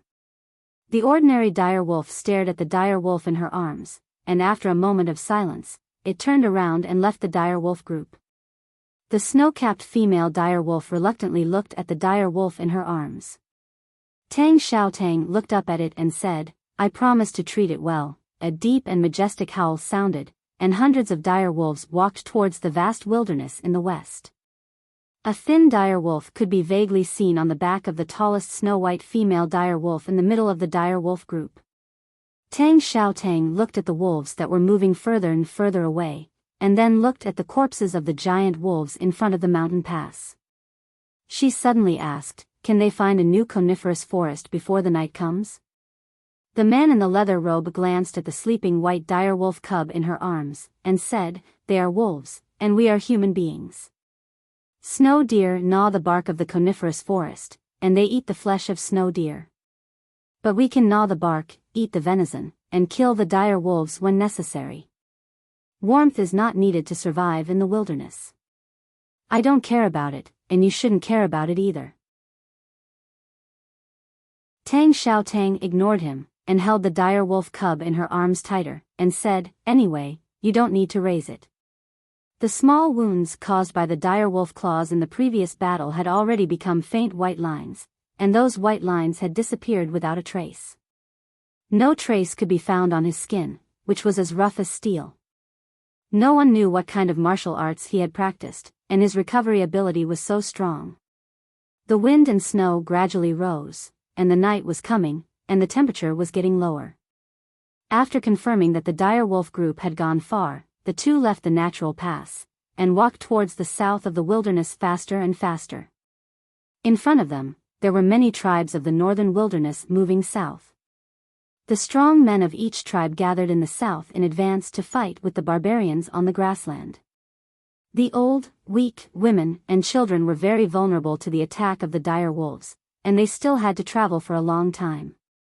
Tang Xiaotang followed the man in the leather robe with the dire wolf cub in her arms, and asked questions about the strange world in the south from time to time. "Are we really going to the south? I think it's good to live in the wilderness. Tang, what is the world in the south like? You never told me. Tang, have you been to the Tang Empire? Tang, since the Tang Empire is our enemy, and it was those people who drove us to the northern wilderness, why do we have the surname Tang? Do they want us to remember the hatred from thousands of years ago? But it's really boring. I'm really not used to living in a strange place. But I heard that there is a city in the south, and I don't know what it looks like." The man in the leather robe called Tang kept silent until he heard these words. He stopped and stood silently on the wilderness in the wind and snow. Suddenly he turned his head and looked at the little girl who was playing with the dire wolf cub. Then he remembered that she had been living with him in the wilderness since she was born, and had never seen a city. The city is very big, and there are many buildings. It's very lively and prosperous. The man in the leather robe recalled the cities in the Central Plains he saw when he was young, and explained clumsily. Tang Xiaotang looked up curiously and asked, "What is a building?" After a moment of silence, the man in the leather robe said, "It's something like a tent." Tang Xiaotang smiled cutely and said in a childish voice, "I know. A city is a big tent." The man in the leather robe suddenly felt a little depressed. He looked at the little girl quietly and said in a low voice, "It's too hard to live in the wilderness. You shouldn't live like this." Tang Xiaotang answered, "Where is it not hard? I heard that there is a good place." After a long silence, the man in the leather robe said, "There is an academy in the south of Chang'an, the capital of the Tang Empire." Tang Xiaotang raised her arm and gently poked the cyan talisman on his back. She said with a smile, "Didn't you say that people in the south call us the remnants of the devil's doctrine? I'm going to find my master. It's been almost 23 years. The man in the leather robe looked at her and said, "No one knows where he is hiding in the world. It may take a long time to find him.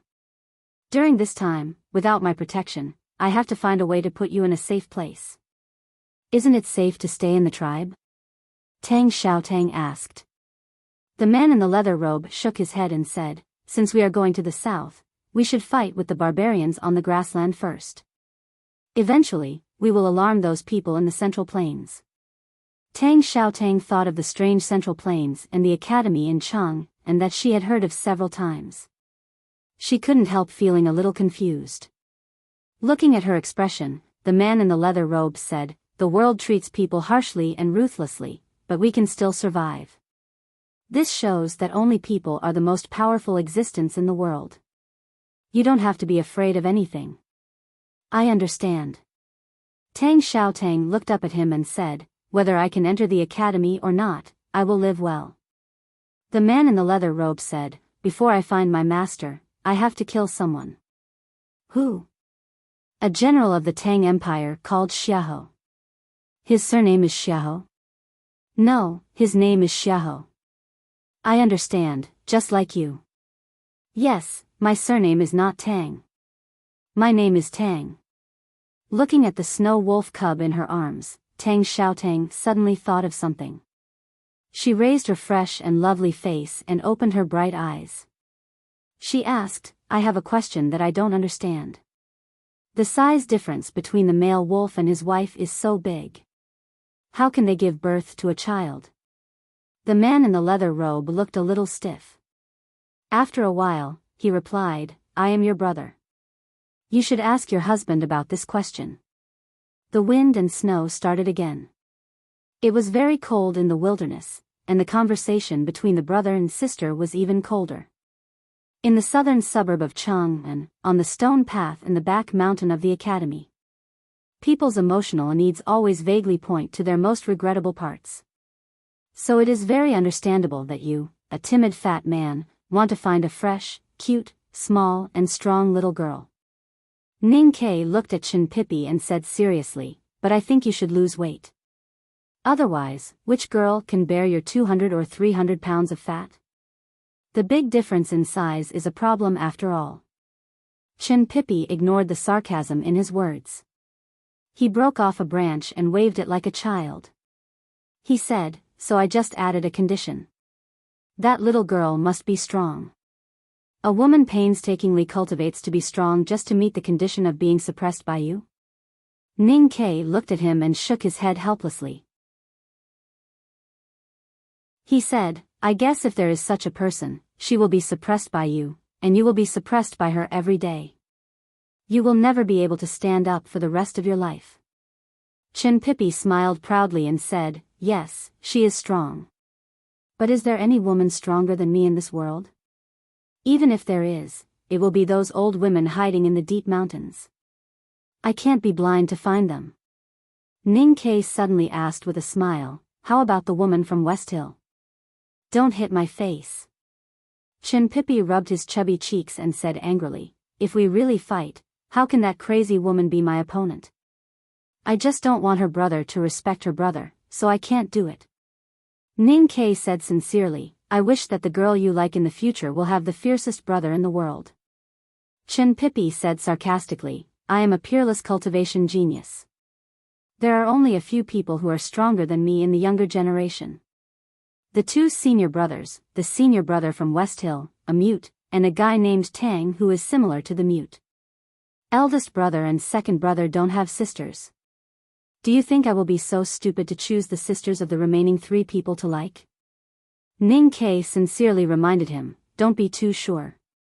Otherwise, how will you cry when that day comes? Don't laugh at me. Speaking of which, what kind of woman do you like? Like Sang Sang? Is Sang Sang a woman?"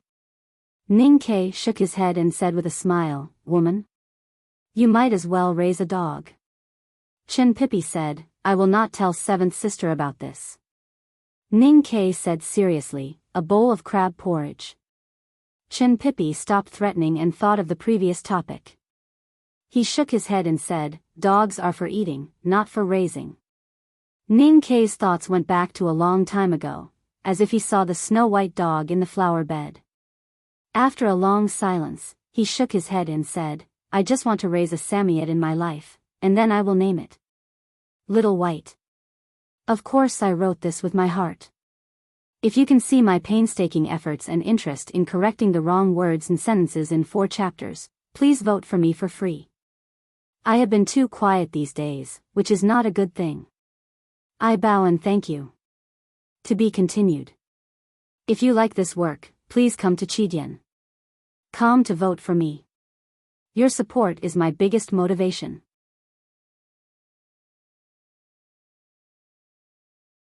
Chapter 171.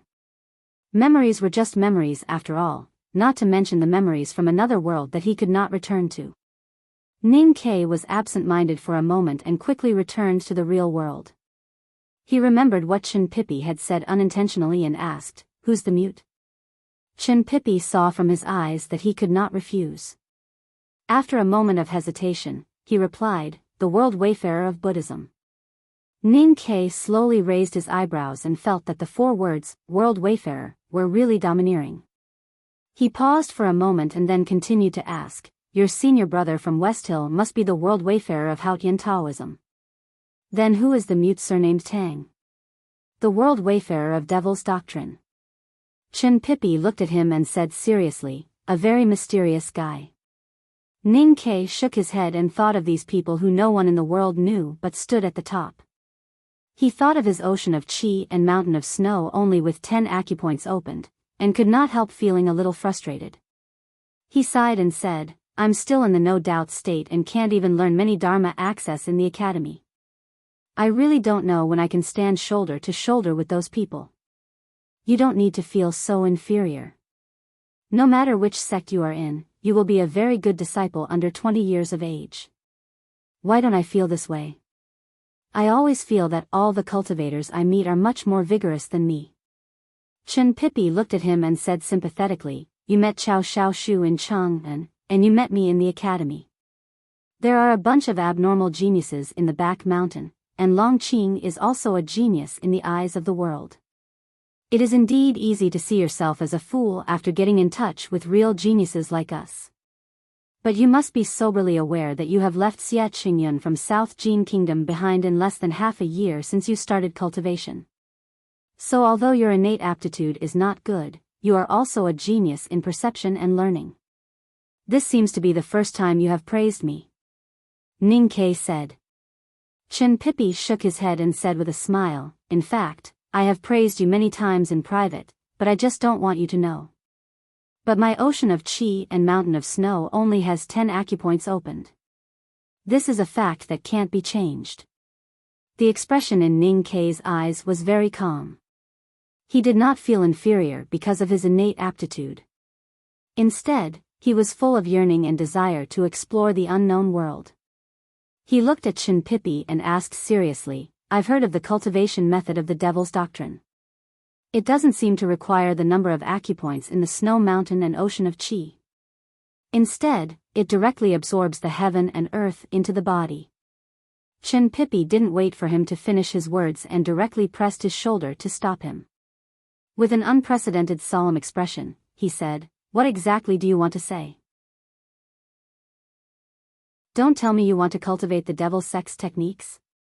With the number of opened apertures in my snow mountain and ocean of qi, no matter how high my comprehension is and how hard I cultivate, if I continue to cultivate step by step, I will never be able to catch up with true geniuses like you." Ning Ke looked at him and replied, "You and those world wayfarers have already entered the knowing destiny state. In front of you, I'm just an ant. In fact, if Prince Long Qing wants to kill me, he only needs to move his little finger and I won't be able to resist. I don't like this feeling at all. I want to catch up to you as soon as possible, and even surpass you. A man's strength is limited, and the way of heaven has its own rules." Chen Pippi looked at him seriously and said, "Cultivation is a gift given by Haotian to human beings. There has always been only one path, and you have to persist on this path to know whether you can go through it or not. If you think that the road ahead is long and want to take a shortcut, then the final result will only be falling into the abyss." Ning Ke still wanted to say something. Chen Pippi shook his head, and his chubby face showed a serious and cautious expression that was completely different from his usual expression. He looked at Ning Ke and said in a low voice, "You've already entered the devil's way of thinking just now. If you don't change this wrong idea immediately, you will definitely burn your internal organs and eventually die of qi deviation. By then, how can you walk the world? You can only welcome death." Ning Ke thought of what Liu Qingchen said during the journey last year. After a moment of silence, he said, "I know that only 1 out of 100 people who cultivate the Devil's Doctrine can survive in the end, but there are still people who can survive, and they are very powerful. You just said that the successor of the Devil's Doctrine surnamed Tang, even your senior brother Westhill dare not say that he can defeat him. The key is not whether he can succeed or not, but whether this path is correct or not. The people of the devil's doctrine go against heaven and earth, forcibly absorbing the heaven and earth into their bodies, and vainly try to replace Haotian with human bodies to control the rules. And in order to make their flesh and blood strong enough to absorb the chi of heaven and earth, they have tried countless evil means, and even some devil's doctrine schools live by eating people. Like these evil sects, their bodies are already inhuman, and their thoughts are even more inhuman. Cultivating the devil's doctrine means cultivating the inhuman. Chen Pipi's expression was not as casual and natural as usual. He stared at Ning Kei's eyes and said coldly, "Ning Kei, I have to warn you, if I know that you have contacted the devil's doctrine, I will not just watch you explode and die, I will directly kill you." The devil's doctrine lived by eating people, or did they use this method to stimulate the spirit? If eating people is to be possessed by the devil, then the world is full of people who cultivate the devil's doctrine? Ning Kei thought of the countless scenes he had seen during the great drought in the north, and the many scenes he did not want to recall when he was struggling to move forward at the foot of Min Mountain. His expression became a little stiff. After the devil's doctrine was defeated by the righteous, they sneaked into the wilderness. Now there are very few sects left in the Central Plains, and I believe that no one dares to eat people. Maybe some sects choose a more normal method of body cultivation? After a moment of silence, he said, "If the cultivation methods of those devil's doctrine schools do not harm the innocent, then why can't we try? The Academy stresses openness and tolerance. Why do you still care so much about the difference between the devil's doctrine and the devil's doctrine?"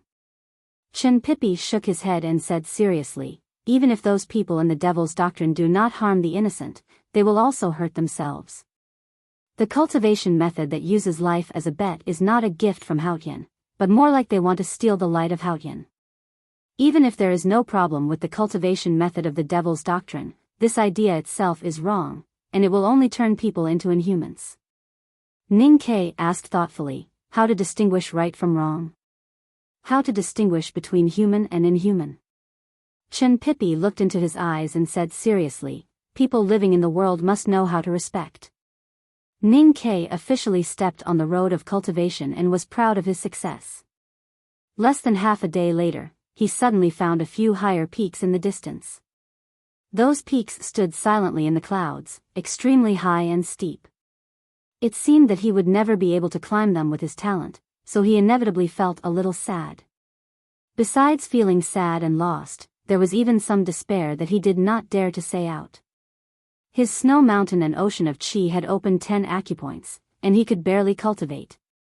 How could he be compared with those successors of various sects who had entered the knowing destiny state at a young age?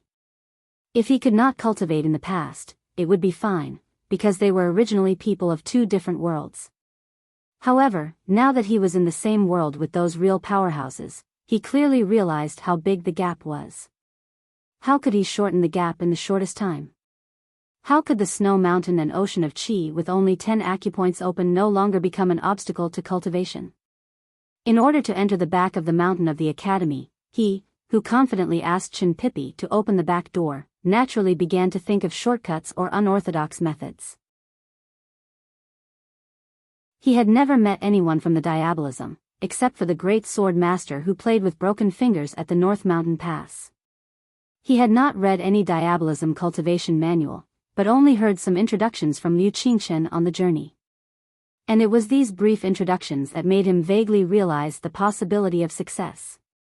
Unfortunately, Liu Qingchen and Chen Pipi's serious and even cold attitude made him clearly realize that if he did not want to become Ling Hu Chong, who was chased by the 5 Mountain Sword sect, he had better not try this way. It would be good if he could become Ling Hu Chong, but the problem was that Ling Hu Chong had Ren Yingying, the saintess of the Diabolism, as his wife, and Ren Wishing, the hierarch of the Diabolism, as his father-in-law. It would be a pleasure for him to cultivate the Diabolism divine skill through nepotism. But what did he have? He only had a little black handmaiden, and his best friend was the righteous of the righteous.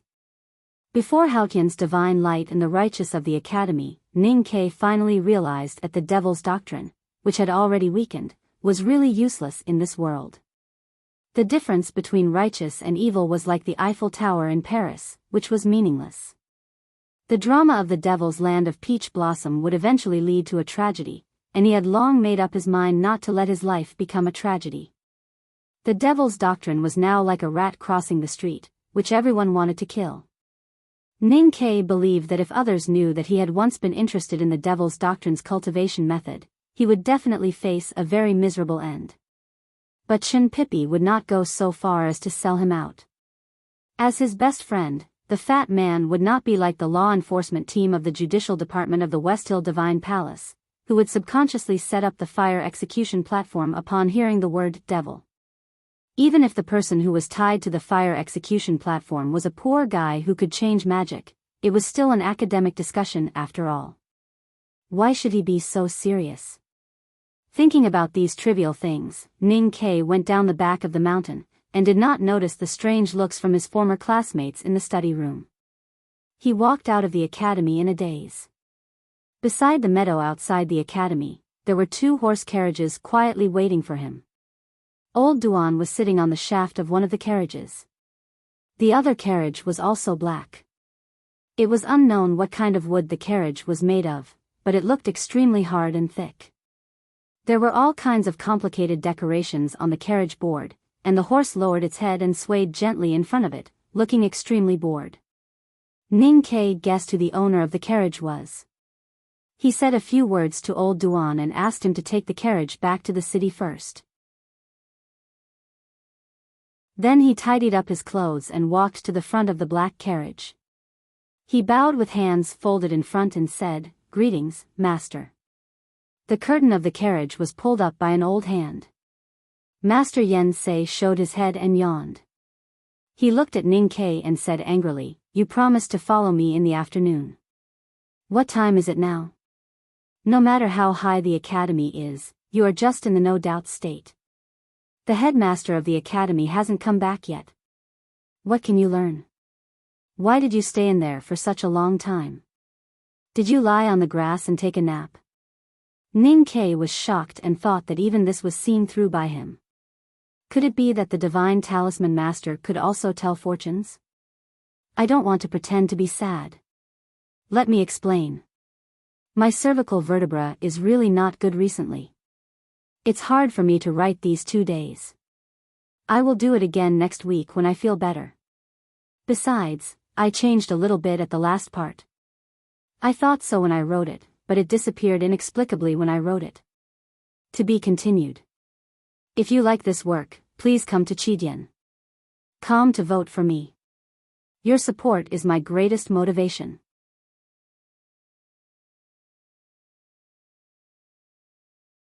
Chapter 172. The black horse carriage was running very fast on the official road, and the spring trees and green fields outside the window were almost pulled into pure green blocks. Ning Ke looked at the scenery outside the window with mixed feelings. He had just seen the proud goose and the strange man in the back of the mountain of the academy, and now a new and mysterious world was about to open its curtain to him. It was really too much for his eyes to take in. Ning Ke didn't know more about the most mysterious talisman Taoism in the legend except that he saw an old Taoist burning a talisman outside a Taoist temple in Chang'an City. But sitting in the carriage made of stainless steel, which should be extremely heavy, he vaguely felt that he was already in the world of talisman Taoism. No matter how fast the carriage was running, the people in the carriage didn't feel the slightest bump, and the lonely horse in front of the soft rope couldn't carry such a heavy load. Yen Sei looked at his expression and said, "You seem to be thinking about something." Ning Ke turned around and looked at the dirty old Taoist. After a moment of hesitation, he asked, "I'm thinking about what talisman is engraved on the carriage. It can actually reduce the weight, just like magic." He didn't ask whether the carriage was engraved with talisman, but directly asked what talisman was engraved. This answer made Master Yen Sei quite satisfied, but the last word made him extremely unhappy. He frowned and said, "Talisman Taoism is talisman Taoism. What does it have to do with devil's doctrine?"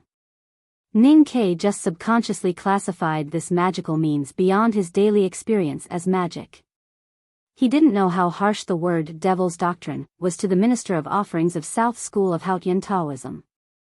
The soft and joyful hoofbeats gradually slowed down, and the black carriage made of stainless steel stopped on the official road in the southern suburbs of Chang'an City. Master Yen Sei led Ning Kei down the carriage.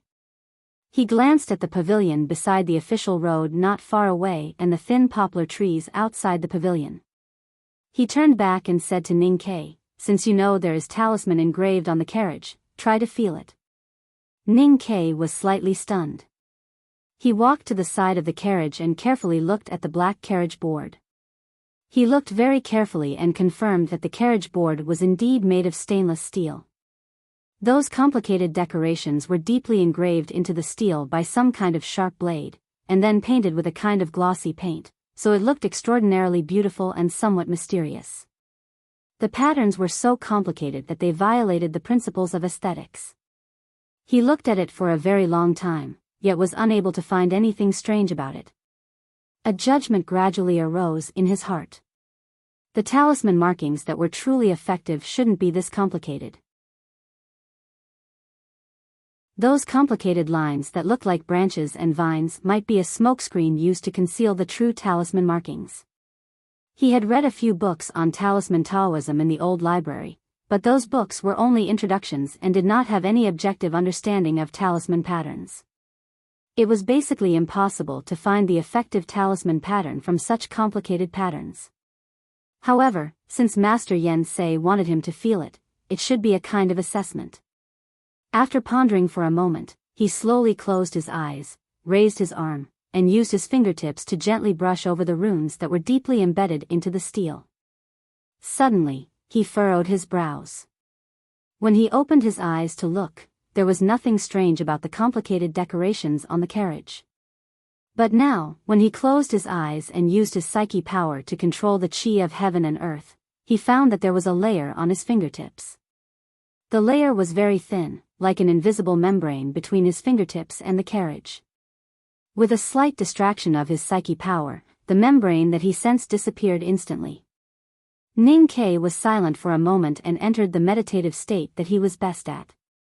He began to use his psyche power to sense the slightest changes of the chi of heaven and earth. As expected, the invisible membrane appeared again between his fingertips and the carriage. This time, he was more prepared and his perception was more delicate. He could clearly feel that the membrane was flowing slowly. Master Yen Sei's voice rang in his ears. "What do you feel?" Ning Kei carefully sensed it. After a long silence, he seriously replied, "A very light flow of the chi of heaven and earth." Master Yen Sei continued to ask, "What kind of flow? What is it like?" Ning Kei calmly replied, "Like water, but lighter than water, more empty. More like wind, but it can't be wind." Master Yen Sei looked at Ning Kei beside the carriage. He slowly frowned and asked, "Why can't it be wind?" After a moment of silence, Ning Kei replied, "Because the flow of the primordial chi on the talisman pattern is too regular, as if it goes in a fixed route, like in a complete system. But the wind is the flow of air, so it should not be regular." Master Yen Sei's tightly frowned eyebrows gradually relaxed. He looked at Ning Kei's back with his eyes shining brightly. It seemed that he was praising Ning Kei and also marveling at him. Because Ning Kei's performance at this moment had far exceeded his best imagination. Ning Kei's fingers left the carriage. He looked back at Yen Sei and said unconfidently, "Master, I just said it based on my feeling. Feeling is the most important qualification for practicing talisman Taoism." Master Yen Sei gently stroked the sparse beard on his chin and lovingly looked at him. His laughter was hoarse and weird, like an old farmer who dug out antiques in his backyard. He said, "You are very sensitive, more sensitive than I thought. I like it very much." Ning Kei did not know how to answer. "The flow of the chi of heaven and earth you feel is the smell of wind, because what I drew on the carriage is the talisman of wind." Master Yen Sei looked at him and said, "As for why the wind goes in a fixed route and why it has such a regular pattern, in your words, it is in a complete system. The reason is very simple, because the talisman determines the direction for it. Follow me. Master Yen Sei flicked his sleeves and slowly walked to the poplar tree in the pavilion beside the road with his hands behind his back. Ning Kei walked to the horse in front of the carriage, looked at its big black eyes and said with a smile, "You must be the most comfortable horse in the world." The horse gently snorted and lowered its head to chew the hay in the bag. It silently agreed with this statement. Ning Kei looked at the back of Master Yen Sei and quickened his pace to follow him. Master Yen Sei sat in the center of the pavilion with his legs crossed. A small charcoal stove and a tea set appeared beside him. Ning Kei walked into the pavilion and saw the master was preparing to make tea by himself. He hurried to take over the task. Although it was the divine talisman master who cried to accept him as a disciple that day, he would never be so arrogant to miss this opportunity to serve the master and please him. The water was boiling and the tea was fragrant. Master Yen Sei looked at Ning Kei, who was quietly serving tea, and nodded with appreciation. He tapped the tea tray with his index finger to indicate Ning Kei to sit down and said, "There are many ways of cultivation, such as swordsmanship, body skills and tactical arrays. Our ability to draw talismans is generally called talisman skill, but we don't call it that. We call it talisman Taoism." Ning Kei respectfully put the teacup in front of the master and sat still and listened carefully. Master Yen Sei picked up the teacup and took a sip. He asked, "Do you know what talisman Taoism means?" Ning Kei pondered for a moment and tentatively asked, "Entering Tao by talisman?" "Ha ha ha ha." Master Yen Sei laughed and looked at him. He shook his head and said, "Everyone wants to enter Tao by seeking Tao. They enter Tao by swordsmanship, killing and love. Even the West Hill Divine Palace can't get rid of this mode of thinking, let alone you. But what about the Tao in the mortal world? The supreme Tao is illusory. How can we find it?" The meaning of talisman Taoism is actually very simple. That is, entering Tao by talisman Taoism. Entering Tao by talisman Taoism? Ning Kei wondered what it meant, but he couldn't figure it out. What is talisman? Talisman is a pattern, a line and a trace. Master Yen Sei gradually stopped smiling and looked at him seriously.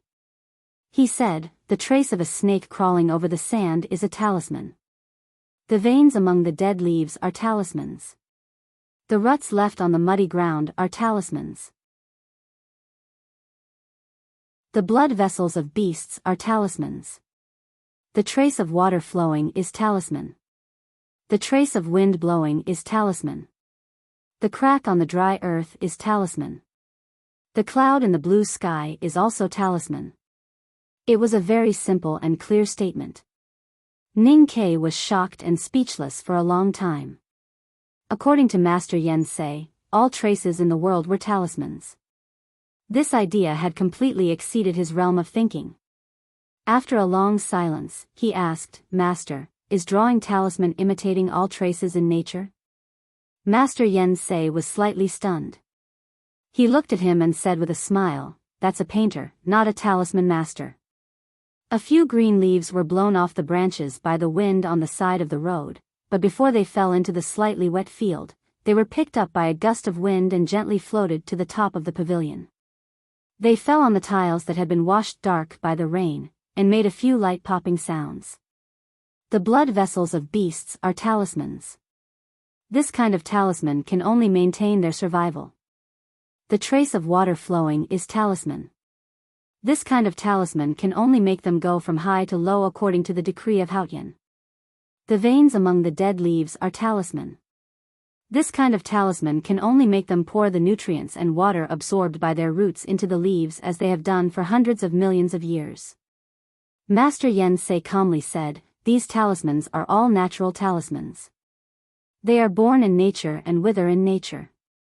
They coexist with the chi of heaven and earth, just like the truth that each of us lives in this world.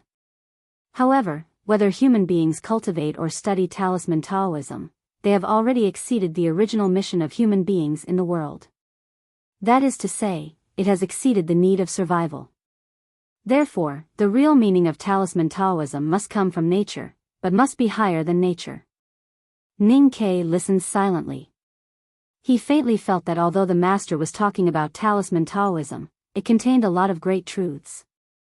Master Yen Sei drank up the remaining tea in the cup, looked at him and continued to say, the talismans that come from nature but are higher than nature must go through several processes: copying, understanding, induction, simplification, purification, and interest. The so-called talismans are the lines and traces that human beings have learned and extracted from the talismans of nature for countless years. Ning Ke filled the teacup for the master and sat back to ask, then what is Tao? Tao is to know. Let who know? Let the Qi of heaven and earth know. Ning Ke was stunned and asked confusedly, let the Qi of heaven and earth know what? Master Yen Sei looked at him with a smile and said, let the Qi of heaven and earth know what we want to do? All the means of human cultivation are inseparable from the control of the Qi of heaven and earth. Controlling the Qi of heaven and earth with swordsmanship and controlling the flying sword by psyche power is too indirect after all. Although the psyche master directly controls the Qi of heaven and earth to attack the enemy, it is too simple and can only attack the opponent's sense of perception. Only talisman Taoism is between the two, but its state is higher than the two, because the ultimate goal of talisman Taoism is to tell the Qi of heaven and earth what you want to do, and then the Qi of heaven and earth will help you do it. The Qi of heaven and earth has no eyes and ears, so it can never know what kind of strange ideas you have in your sense of perception. It is even more impossible for it to know that you want to condense the rain into thousands of sharp invisible knives, so how can you let it know what you mean? Talisman is the bridge between the human psyche power and the Qi of heaven and earth. The talisman master condenses the Qi of heaven and earth into these lines and traces with psyche power. Once it is stimulated, it can resonate with the surrounding Qi of heaven and earth, and then it can make the wind rise, the water move, the clouds appear and disappear, and the sky dry. Ning Ke vaguely grasped the key of the problem. Master Yen Sei looked at the expression on his face and asked, you seem to understand something. I once heard from a friend that the ocean of Qi and mountain of snow in the human body is like a musical instrument, and the psyche power is the air. Only when it is blown into the instrument can it become a beautiful music, and then the Qi of heaven and earth can understand it and resonate with it. Ning Ke looked at Master Yen Sei and said, according to your previous explanation, I think that since talisman Taoism uses Fu to tell the Qi of heaven and earth what you want to do, can it be said that Fu is equivalent to the ocean of Qi and mountain of snow in our body? Your friend's state is very high, and his explanation is very clever. Master Yen Sei looked at him with a smile and said, of course, you are also worth teaching.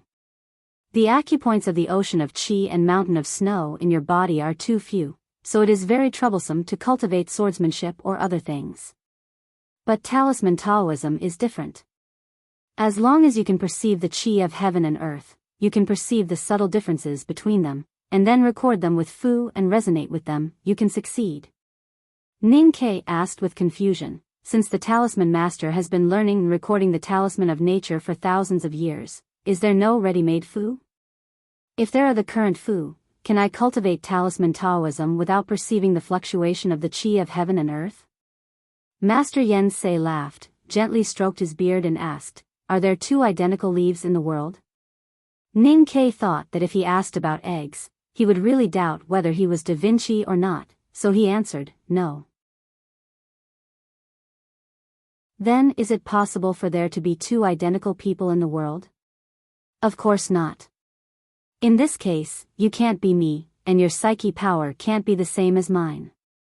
Then why can the Qi of heaven and earth know that they are the same when you write the same Fu?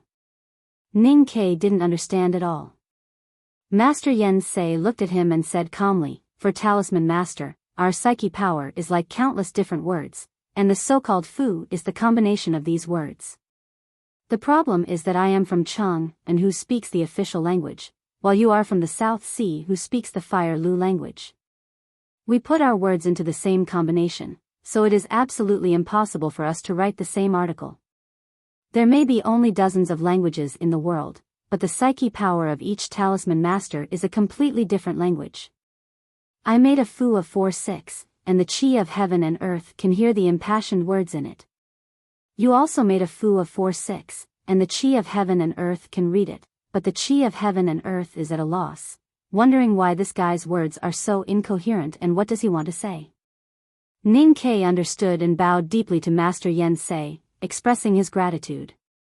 There were settings in my previous novels, but the worldview was very crude. If I could avoid it, I would avoid it. I didn't avoid it in this Shouyi from the beginning. I think it's very courageous and bold to do so, and I firmly believe that this illusory world is self-justifying. Just like today's chapter, maybe it is only 4,000 words in your eyes, but such 4,000 words are much more difficult to write than the 10,000 words when I was climbing the mountain. I am proud of myself when I write it. I know many people don't like to see me being narcissistic and long-winded, so don't look at me. I can't suppress my pride. Except for a few days of self-doubt every month, for most of my life, I always feel that I am great at writing novels and making up stories, but I don't like to cast pearls before swine. Since I am such a bright big white pig, I am very afraid that you can't see my whiteness, my fatness, and my goodness, so I can't help but often jump out to remind you of my greatness.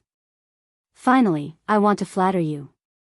You like to read my novels and make up stories, which shows that your appreciation ability is also very great. Good night. To be continued. If you like this work, you are welcome to vote for recommendation or monthly vote.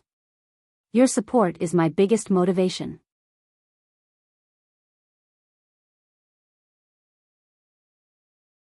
Chapter 173. Ning Ke looked at the half cup of cold tea in front of him and concentrated on thinking about the master's words at this time. Master Yen Sei smiled slightly and raised his skinny arm. He simply drew something in the air in front of him with his index finger. The air in the pavilion suddenly became dry. A weak flame magically appeared in front of Ning Ke and then disappeared with a poof. He was so scared that he almost jumped up from the ground. Master Yen Sei smiled and said, "Your friend said that the snow mountain and ocean of Qi are strings. The lines of talisman can also be regarded as strings. You can play a song that heaven and earth can understand. But I still think it is more accurate to describe it as an article. Talisman can not only let heaven and earth understand the beauty of the melody, but also can express ideas more clearly and find more subtle differences besides movement and stillness." After saying this, Master Yen Sei raised his right hand again and drew 6 lines in the air with his index finger. Ning Ke only felt a wave of wetness rising from the air drawn by the master's finger, and then coming to his face. With a light "pa" sound, he subconsciously reached out to touch it, and found that his face was wet, as if he had just washed it. Different psyche power and different lines can be used to write a completely different article and cause completely different effects. Master Yen Sei looked at Ning Ke, who kept touching his face like an infatuated fool, and said with a smile, "I teach you talisman Taoism to teach you how to write an article." How to write an article? After learning the classics of predecessors and perceiving the law of the Qi of heaven and earth, how to write the last stroke on the paper and let the Qi of heaven and earth know your mind? There is no other trick in the last step, or it can only be a trick. What does the word trick mean? It refers to talent. If you can write it, you can write it. If you can't, even if you don't sleep day and night and immerse yourself in the ink pool of the river, you still can't write it. Master Yen Sei looked at Ning Ke and said, "The last stroke of talisman Taoism depends on talent. Talent is the most precious gift that Haotian gives us. Only a few people can have this kind of luck, and you have this kind of luck. This seems to be too difficult." Ning Ke's emotions were somewhat at a loss. He had seen a miracle, but he did not know how the miracle had happened. The master had talked and talked, but in the end, he still walked back to the old path of metaphysics. He did not hear any operational guidance. Talent was something that could not be explained clearly, not to mention using this kind of unclear thing to achieve the most crucial stroke. If talisman Taoism ultimately depends on talent, then the first cultivator who discovered talisman Taoism in the world saw the traces of talisman lines between heaven and earth, subconsciously copied them and wrote the first talisman. According to you, talisman Taoism can't be inherited, then how could he, He deliberated over his words and continued, "Pass on this civilization." Master Yen Sei pondered for a moment and said, "Although talisman Taoism can't be inherited, the spirit of talisman Taoism can be inherited. Words can record thoughts, and the past can be recorded. How did the earliest talisman master discover and write the first talisman? It must be a kind of coincidence. Perhaps tens of thousands of years ago, the grand cultivator walked to some kind of cliff, looked at the crack of the mountain rock, and suddenly felt something. He concentrated his spirit in the sword at his waist, and casually waved it to condense the primordial chi of the cliff into it. The first talisman must be a coincidence and a spontaneous existence. When the grand cultivator found the secret contained in those sword marks, he would definitely try again. If he succeeded again, the second talisman would no longer be a coincidence, but a conscious existence." Ning Ke asked, "But it is also possible that the cultivator did not write the second talisman in his life." Master Yen Sei looked at him and said, "If the first cultivator did not succeed, there would be a second cultivator, a third, and a fourth cultivator. The beginning of heaven and earth is endless, and cultivators are endless. They keep exploring the secrets of the world, so there must be a successful and conscious predecessor, which is undoubtedly inevitable." Ning Ke nodded and accepted the advice. Master Yen Sei said, "The same principle is that talisman Taoism can't be inherited, but the spirit of talisman Taoism can be inherited." Before the cultivator died, he would definitely tell his disciple, and his disciple would try again. He might succeed, or he might fail, and it was even possible that the lineage would be cut off. But I believe that after countless years, there will be another grand cultivator who finds the secret of talisman Taoism and passes it on to his disciple. That disciple will try again. If he succeeds, the lineage will be inherited again, until finally there is a lineage that succeeds, and the lineage has been inherited until today.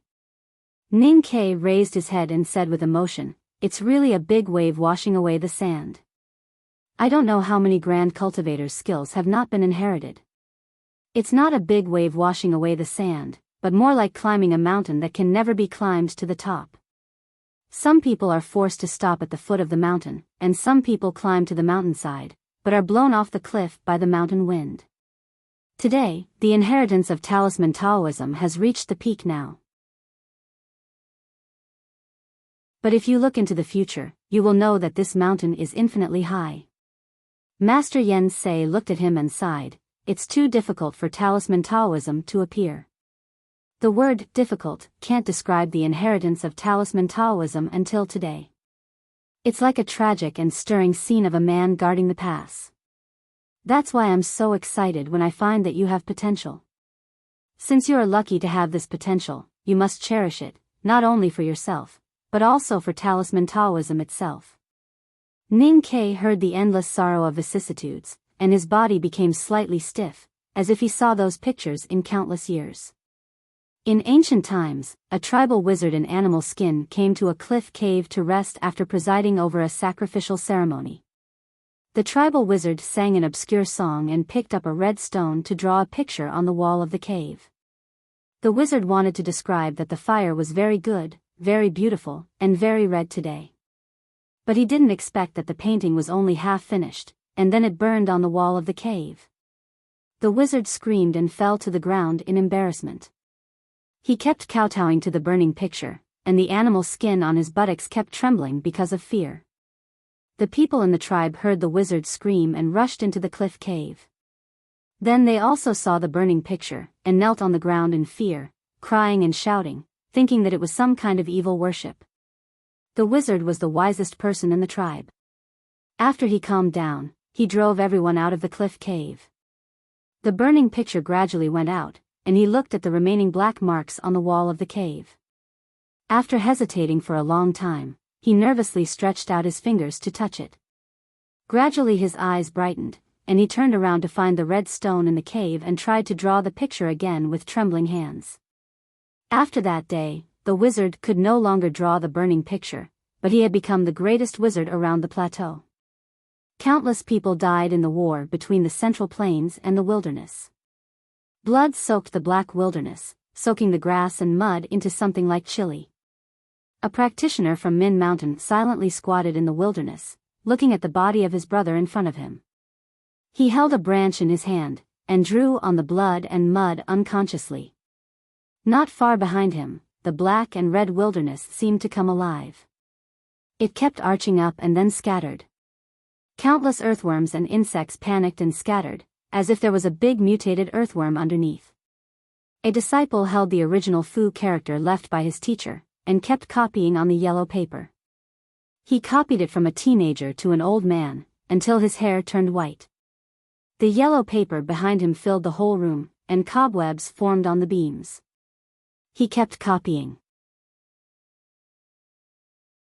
Someone sat on the high peak of Zhongli Mountain, holding a drawing board in his arms, and various colors of paint beside him. He looked at the clouds in the mountain, and painted from dawn to dusk, and then welcomed the sunrise. Winter passed, spring came, and summer came. He kept on drawing. From ancient times to the present, those who were extremely lucky or accidentally entered Talisman Taoism, and those disciples who wanted to master Talisman Taoism, kept on copying the traces between heaven and earth, and kept on thinking about the article in their hearts. They finished the paper in their rooms, used up their brushes, painted the rivers and mountains, and dyed the pools black. Maybe they succeeded, maybe they failed, but they had been working hard and trying. It was because of this kind of hard work and trying that the mysterious gift that Haotian had given to mankind was not completely taken back. It had been passed down to this day after danger. Every talisman master has the obligation to pass down what he has learned in his lifetime. Perhaps it can be said that this is a responsibility that we cannot refuse. Because those predecessors did exactly this. They exhausted all their strength and spirit to let the talisman Tao still exist in our world. Master Yen Sei looked at Ning Ke, who lowered his head, and said with a dignified expression, "I am satisfied to have a successor like you." However, it is sad that the inheritance of Talisman Taoism, as I said before, can only pass on the spirit, but cannot pass on the technique. So whether the spirit of Talisman Taoism will not be cut off by me, depends on you. Ning Ke bowed to him and said, "I will try my best not to let you down." Disappointed? What is disappointed? If I only hope that you can pass on Talisman Taoism, then I believe you will not let me down, because I have a pair of divine talisman master's eyes. I know it is not difficult for you. But my hope for you is not limited to this. I always think that there is a kind of power that limits the inheritance of Talisman Taoism. You know, including me, no divine talisman master in the world can really see through Talisman Taoism. Since we can't see through it, naturally we can't pass on the core and also the simplest truth of Talisman Taoism. I am too old to cross that threshold. If you have the opportunity to cross that threshold in the future, then I believe that the inheritance of Talisman Taoism will become an easy thing. At that time, with Talisman Taoism, you can create mountains and rivers by waving your hands. It sounds like a miracle, but I firmly believe that one day people can do it, and it should be something that Talisman Taoism must do. Master Yen Sei looked at him and said quietly, "Ning Ke, I hope you can become such a person." The greater the disappointment, the greater the hope. If Ning Ke didn't want to let Master Yen Sei down, he had to carry this heavy hope. He looked at the opposite side and felt that there were two mountains on his shoulders. Can I become such a person? You have to become such a person. Ning Ke looked at the old and sad face of Master Yen Sei and suddenly said, "Master, please tell me the most basic thing." Master Yen Sei stared at Ning Ke's eyes for a long time. The emotion on his wrinkled face disappeared, and a smile gradually appeared on his face. He comforted Ning Ke and said softly, "The journey of thousands of miles starts with your feet. I wish you a pleasant journey." How can I draw a talisman? First of all, you have to feel the qi of heaven and earth, the more delicate the better. Then, according to what you see, you can draw the traces of the qi of heaven and earth. How can I draw if I can't see it? Cultivators never see the world with their eyes. That's the feeling? Yes, draw according to your feeling. Can I draw randomly? Then you should poke your eyes to blind first. Master Yen Sei stared at him angrily, took out a few books from behind and threw them to him. Ning Ke was almost smashed to death. Because what he caught was not just a few books, but dozens of books. Each book was very thick, and together they seemed to be heavier than Shinpipi. He didn't know when the old Taoist secretly moved them from the carriage. Ning Ke picked up a book and opened it. Looking at the meandering lines on the front page, he found that they were not words, and they were so ugly that they could not even be called abstract paintings. He asked blankly, "Are these talismans?" "Yes, these are the talismans I have collected in my life, most of which are Taoist talismans." Master Yen Sei poured a cup of tea for himself to moisten his throat, and then he raised his head and continued, "These are the crystallization of the wisdom of the predecessors. When you study the traces of heaven and earth, don't forget to refer to these talismans. As I said before, these are the articles written by the talisman masters of the previous generation with their characters. Even if you are good at plagiarizing and can write all the models from memory, the marking teacher still can't understand them." Ning Ke regretfully said, "I know, the marking teacher's surname is Tian and his given name is Di, and he is illiterate." Then he asked confusedly, "Since I can't plagiarize, what's the use of learning these talismans of the previous generation? Just like perceiving the nature talismans of heaven and earth, these talismans are just for reference. You can't be bound by these traces, but should forget these traces through observation, comprehend their spirit, and finally find your own suitable traces." Forget the traces and comprehend the spirit? Isn't this the same as forgetting the form and comprehending the meaning? Ning Ke suddenly thought of the process of reading books in the old library this year, and could not help but be shocked speechless. It turned out that the 8 strokes calligraphy of Yong that he made should be used at this moment. Master Yen Sei saw his shocked expression, frowned and asked. After a moment of silence, Ning Ke honestly reported his past of reading books in the old library of the academy to the master, and also mentioned the origin of the chicken soup calligraphy. "That day, I found that I could barely understand some of the characters left by the talisman masters by using the 8 strokes calligraphy of Yong. Because of joy, I went to the House of Red Sleeves to drink to celebrate. As a result, I drank too much and wrote the chicken soup calligraphy. Probably because I was too drunk to think, I wrote all the strokes that I comprehended in the 8 strokes calligraphy of Yong into that calligraphy, and then it caught your attention." After saying this, Ning Ke subconsciously turned his head to look at the sky outside the pavilion, wondering if there was really God's will in the unseen world. Master Yen Sei smiled and said, "It's not that Haotian chose you, but that you have the ability and talent to win this choice. Master, just now when you drew casually, a handful of clear water hit my face. I know it's a talisman, but can fingers draw talismans in the air? If every talisman master's talisman is unique, then every talisman should be absolutely the same. Perhaps it can be controlled by pen and ink, but how can it be controlled by a casual drawing? Even pen and ink can't guarantee that every talisman is exactly the same, because you use different paper, and the speed of ink is also different. Talismans move with the talisman master's mind, so the subtle difference is not too important. On the contrary, as long as this subtle difference is not against the will, it can often conform to the talisman master's psyche power at that time, and the effect is better." Master Yen Sei continued, "As for drawing talismans with fingers in the air, compared with pen and ink, it is more unstable. But the talisman master who can draw talismans without objects has already completely mastered his own psyche power.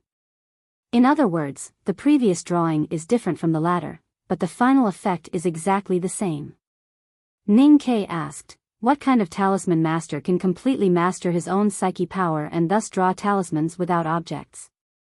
Master Yen Sei pointed to his nose and said with a smile, "Divine talisman master." Ning Ke was deeply shocked and frustrated. "I divide talismans into 2 kinds, definite and infinitive. Definite talismans rely on external objects, whether it is pen and ink engraving or sculpture. It takes a long time to draw talismans, but the final power is greater. Talismans without objects are infinitive, which can be completed in an instant, but the power is ordinary." Hearing the 2 words definite and infinitive, Ning Ke's mind was refreshed, and he thought of the familiar verb features, such as soil, soil, soil, and so on. Then he immediately came to his senses and remembered that he was learning talisman Taoism in the pavilion instead of learning English in the special class. He rubbed his face angrily and asked, "In this case, why do you still need to learn infinitive? It seems very difficult." Master Yen Sei looked at him as if he was looking at an idiot and said, "Talisman Taoism is indeed powerful, and cultivators in the same state, even psyche masters can't defeat talisman masters. But this is just a theory on paper. What if I really fight with other cultivators? Lu Bai's flying sword breaks through the air, and I have to look for pen and ink everywhere in a hurry? When I perceive the damn flying sword coming from the clouds, I only need to use my psyche power as ink, and then I can stop it by drawing talismans in the air. Then I can think of a way to draw talismans to fight back. At this time, what's the use of pen and ink?" Listening to Master Yen Sei's proud and complacent explanation, Ning Kei felt that something was wrong. After a moment of hesitation, he asked curiously, "Master, have you ever fought with Lu Bai, the Sage of Sword, who is the strongest in the world?" "Metaphorical. I mean metaphorical." Master Yen Sei roared angrily, but he thought in his heart, "My arm was hurt by Lu Bai's sword, but I also erased half of his eyebrows. Would I tell you about this glorious record? If you don't want to be shot by the enemy's arrow when you just go to the battlefield, infinitive is a must. But, you said before that only divine talisman masters can master the talisman of nothing. You are extremely talented in talisman Taoism, and you have met such a great talisman Taoism master like me. How difficult it is to become a divine talisman master. After going back, first memorize these pamphlets, and then carefully understand the chi of heaven and earth." Ning Kei stared at the pile of thick books beside him, thinking that these were pamphlets. Master Yen Sei frowned and regretfully said, "You are still in the no-doubt state, and you can only preliminarily understand the law of the flow of the chi of heaven and earth. If you have already been in the see-through state, you can blend into the chi of heaven and earth, or if you have simply entered the knowing destiny state and fundamentally mastered the law of the chi of heaven and earth, plus your talent in talisman Taoism, it will be much easier to cross the first level." Ning Kei was speechless, thinking that if I can know destiny, why should I learn talisman Taoism so troublesome?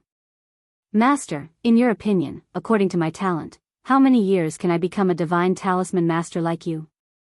If you concentrate on talisman Taoism, you can leave the academy and follow me to the mountain to practice hard." "About 10 years. Ning Kei sighed regretfully and said, 10 more years. Master Yen Sei angrily said, 10 years later, you are not yet 30 years old. If you can really become a divine talisman master at that time, you can at least be ranked in the top 3 in the history of cultivation for 1,000 years. Don't you feel satisfied?" Ning Kei was scolded and lowered his head. Of course, he didn't feel ashamed, but a little proud. He thought that his talent in talisman Taoism could be ranked in the top 3 in the history. After knowing this, would Chen Pipi feel ashamed? Master Yen Sei looked at Ning Kei's head, and his expression gradually became clear. He thought silently, "Unfortunately, I am afraid that I can't teach you for 10 years.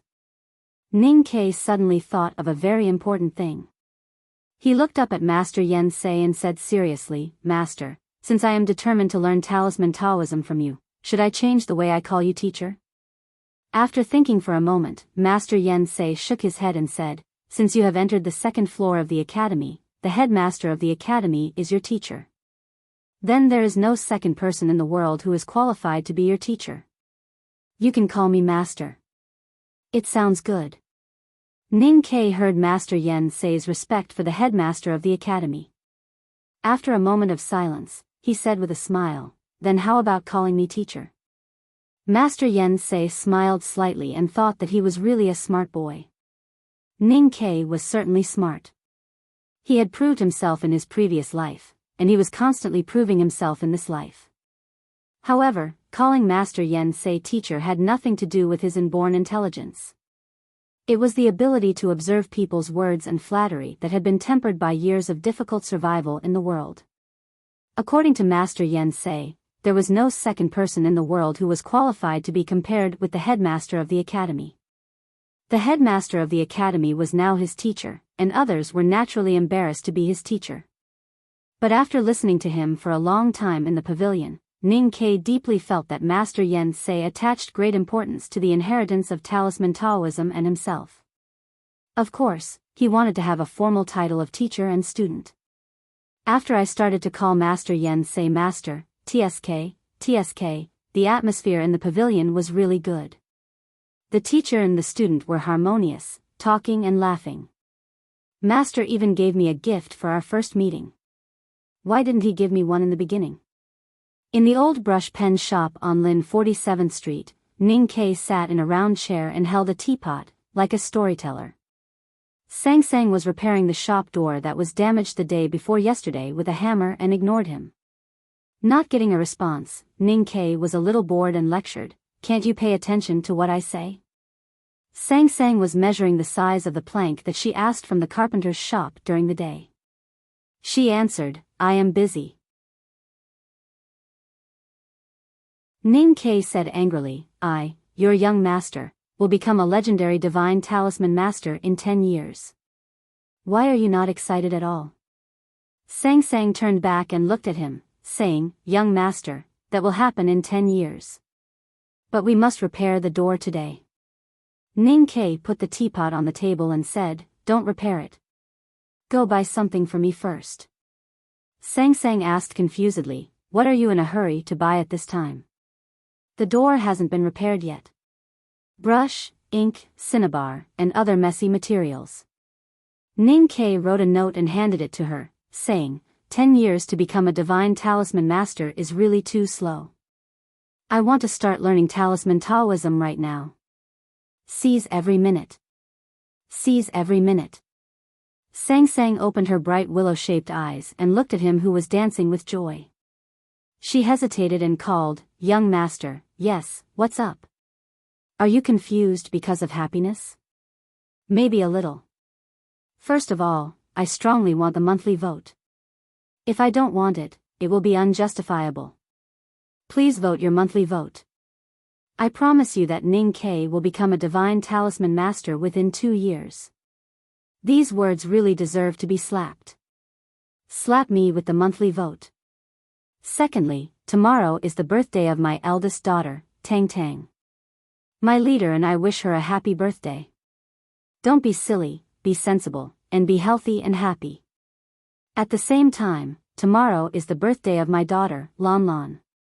My leader and I also wish her a happy birthday.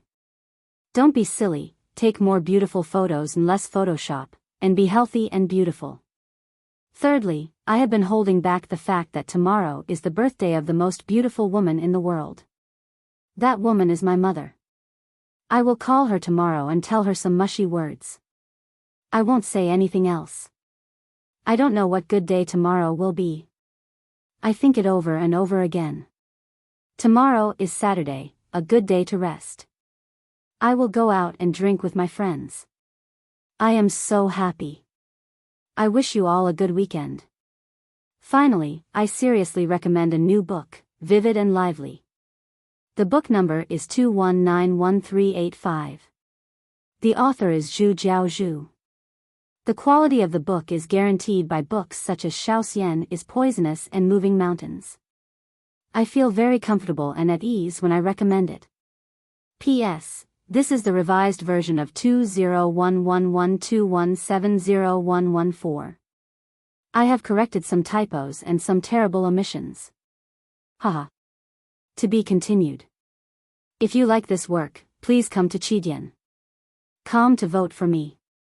Your support is my biggest motivation.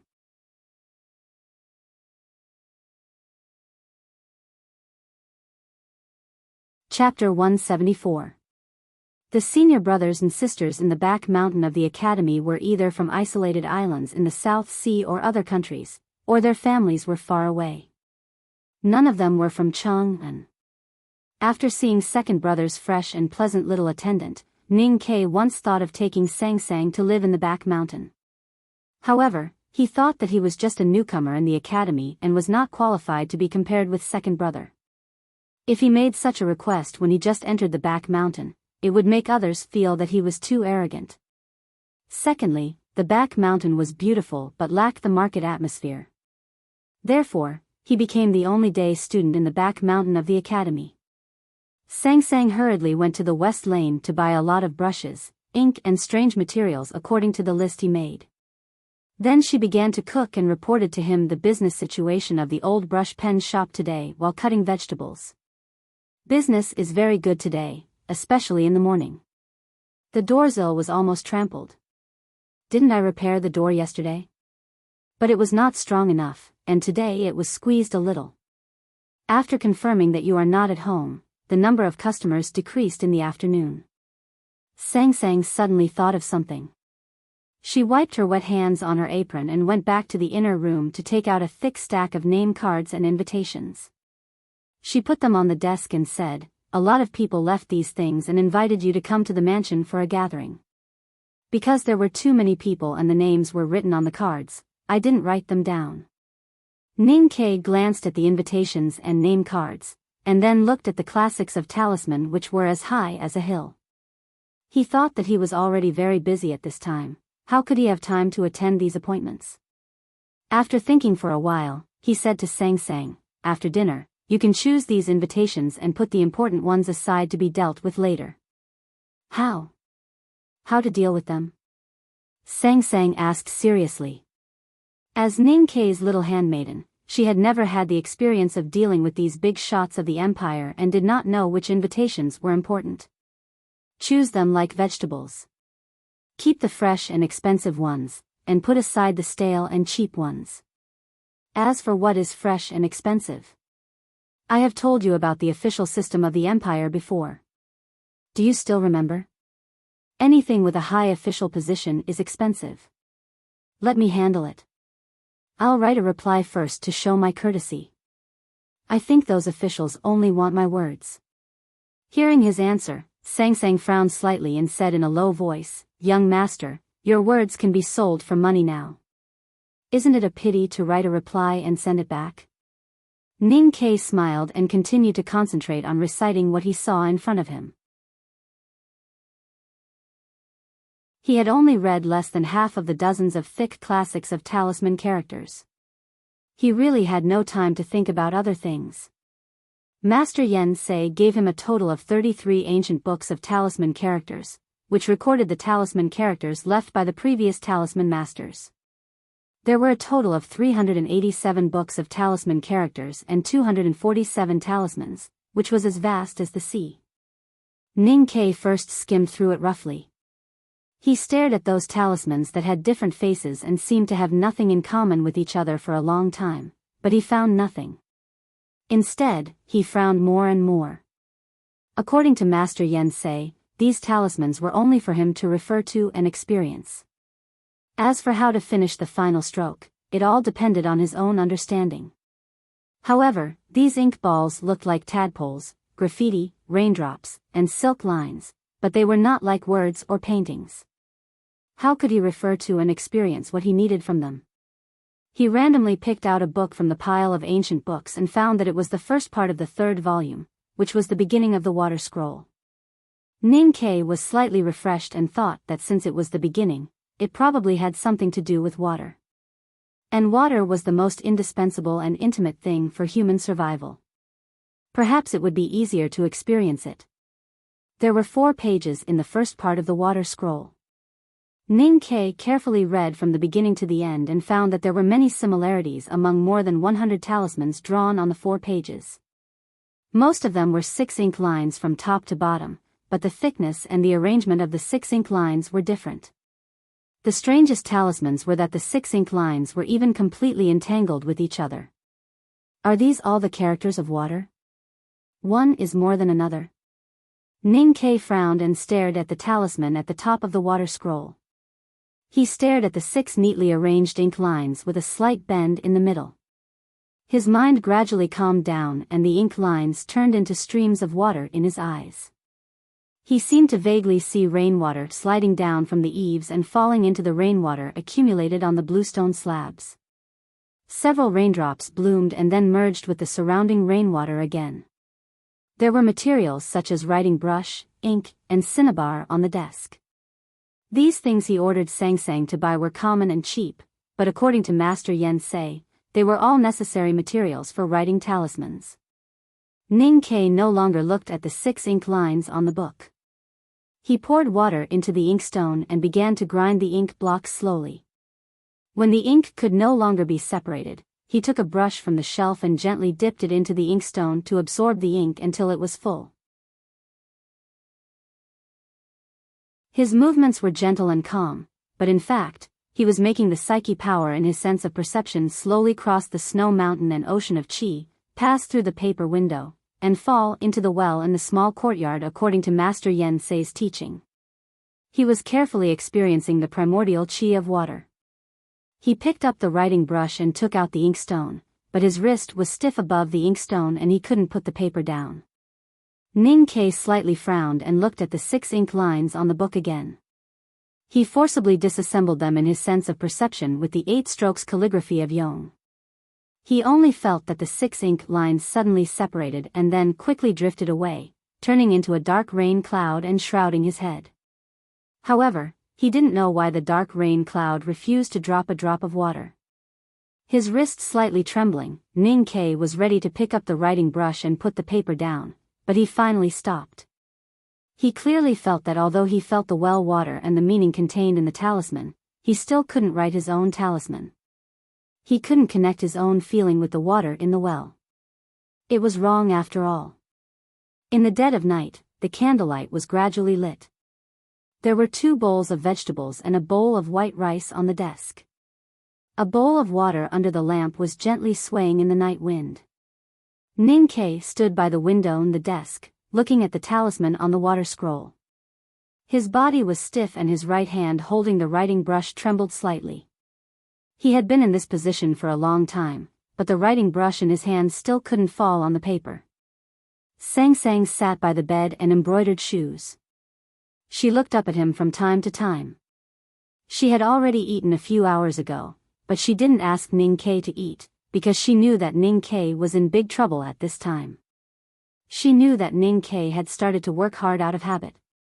Although she was worried, she was used to it, so she kept silent. Ning Ke had a very good but also very bad quality. Every time he encountered a problem that he was interested in and wanted to solve, he would put all his attention into the process of solving the problem. He couldn't sleep at all before he solved the problem. No matter how delicious the food was, it was as hard to chew as a candle in his mouth. He felt that the world around him didn't exist at all. In that world, he was regarded as a genius largely because he had the spirit to solve problems. However, this spirit was often a very troublesome thing for the people around him. Because he would forget to eat, he would not be able to sleep, he would torment his body until it was extremely weak, and even his life would be in danger. He would only wake up when he finally solved the problem, or when he regained his rationality and confirmed that the problem was beyond his ability. When Ning Ke saw the article on the response of the Tao for the first time in the frontier fortress, he didn't sleep for half a month. He forced himself to meditate all the time, so that he could feel the qi of heaven and earth around him. Sang Sang, who was still very young at that time, took care of him for half a month. In the end, even the former general of the city of Wei couldn't stand it and asked his soldiers to wake Ning Ke up with whips. After that, Ning Ke and Sang Sang both fell seriously ill. It was the same when he went to the old library at the beginning of last year. At that time, Ning Ke stayed up until he passed out and was thrown out of the building. He went home in a carriage with a pale face and vomited like a drunkard until he vomited blood. It was Sang Sang who guarded him by the bed every night. After finishing the embroidery, Sang Sang raised her head and rubbed her sore wrist. She glanced at Ning Ke, who was in a daze beside the desk, and then lowered her head to embroider the soles of shoes, hiding the worried look in the deepest part of her eyes. Over the years, she had been used to Ning Ke's crazy behavior when he solved problems. Over the years, Ning Ke had gotten used to having someone take care of him whenever he went crazy trying to solve problems. Late at night, the oil ran out, and the lights went out. Sang Sang, who had fallen asleep at the head of the bed, woke up. She rubbed her eyes and looked at the bright sky outside the window. She found that Ning Ke was still standing in front of the desk, still maintaining the posture of holding the brush pen. Sang Sang walked over and opened the window. She looked back at the desk and found that there was not even a dot of ink on the white paper. Ning Ke, who had been suffering for a whole night, was mentally exhausted and his dry eyes were bloodshot. Sang Sang stood by the window and stared at Ning Ke's eyes for a long time. She found that he could not see her at all. She shook her head and went out of the room to boil water for cooking. Ning Ke woke up from the state of mind when a steaming hot towel was placed on his face. He swayed and sat on the chair. He found that his whole body was sore and painful, as if he was rusty. After rubbing his face with hot water, brushing his teeth, eating and drinking a pot of hot tea, Ning Ke recovered a little. He picked up the water scroll from the desk and put it in his sleeve, ready to go to the academy. Standing in front of the old brush pen shop, he looked back at Sang Sang and said after a moment of silence, "The problem I encountered this time seems to be more troublesome than the previous ones. I may not be able to solve it even after a few nights. From tonight on, you don't have to stay up with me. Although I have not been sick for more than half a year, you still have to take care of your body. If I am sick, I still have you to take care of me. If we are sick, we can't ask Aunt Wu next door to take care of us." Sang Sang nodded. When he arrived at the academy, classes had already started in the study rooms. Ning Ke walked alone to the old library according to the route he took yesterday. He took a deep breath and walked into the fog in front of the mountain road. When he came out of the fog, it was still the clear morning light and the beautiful scenery of the cliff plateau. On the horse carriage from Chang'an to the academy, Ning Ke closed his eyes and rested all the way. He felt a little better and looked at the beautiful scenery. He held the book in his sleeve tightly and confidently thought that he could lie on the lawn for a while and then continue to read. The academy's back mountain was a wonderful place, which might be helpful for him to comprehend talisman Taoism. When he was about to step forward, he suddenly heard a clear and beautiful voice beside him. "Youngest brother. Ah, you come at the right time." Ning Ke turned his head and looked at seventh sister in the light yellow spring clothes of the academy. He hurriedly bowed respectfully and said, "Seventh sister." Seventh sister looked at his eyebrows and eyes curiously and asked with concern, "Why do you look so tired?" The biggest difference between a senior sister and a senior brother was that the senior sister was definitely a woman, and seventh sister was a very young and beautiful woman. No matter how old a man was, he would never admit that he was tired in front of a young and beautiful woman. So Ning Ke answered with a smile, "I entered the academy's back mountain yesterday and was a little excited, so I didn't sleep well." "Oh, then I don't need to worry about anything." Seventh sister took out a note from her sleeve and handed it to him. She said with a smile, "You know I'm responsible for the maintenance of the tactical array in the fog. This month is the day for major repairs and we need a lot of materials. So please go to the front yard to get some materials. You can go directly to Professor Wenlan." Ning Ke slightly opened his mouth and began to regret his answer when he thought of Chen Pippi's proud laughter yesterday. He answered with a bitter face, "Yes, seventh sister." "Hurry up." Seventh sister smiled and said with some embarrassment, "There are some materials for the cloth in the array that need to be changed later." "Youngest brother, please do it." Ning Ke opened his mouth wider and pointed at the thick fog behind him helplessly. He said, "Senior sister, do you mean I have to go into the fog to help you change the materials later? My eyesight is not good in the fog." Seventh sister covered her sleeves and smiled like a weak woman.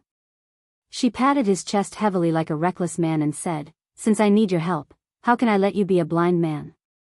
I have to check the situation in the array pivot and can't go by myself. I have to trouble you. I don't deserve to be called trouble." Ning Ke opened his eyes wide and said, or should I go to catch Chin Pippi first? It should be faster with two people. Youngest brother, although you were familiar with Pippi before you entered the mountain, he is your 12th senior brother after all. You should call him by his title. Seventh sister looked at him with a sweet smile and said, although the second floor of the academy is not as rigid and pedantic as those sects in the world, we still have to pay attention to things like respecting teachers and respecting Taoism and brothers and sisters. How could Ning Ke not understand the hidden meaning in senior sister's words? As the youngest brother who had just entered the second floor of the academy, how could he refuse?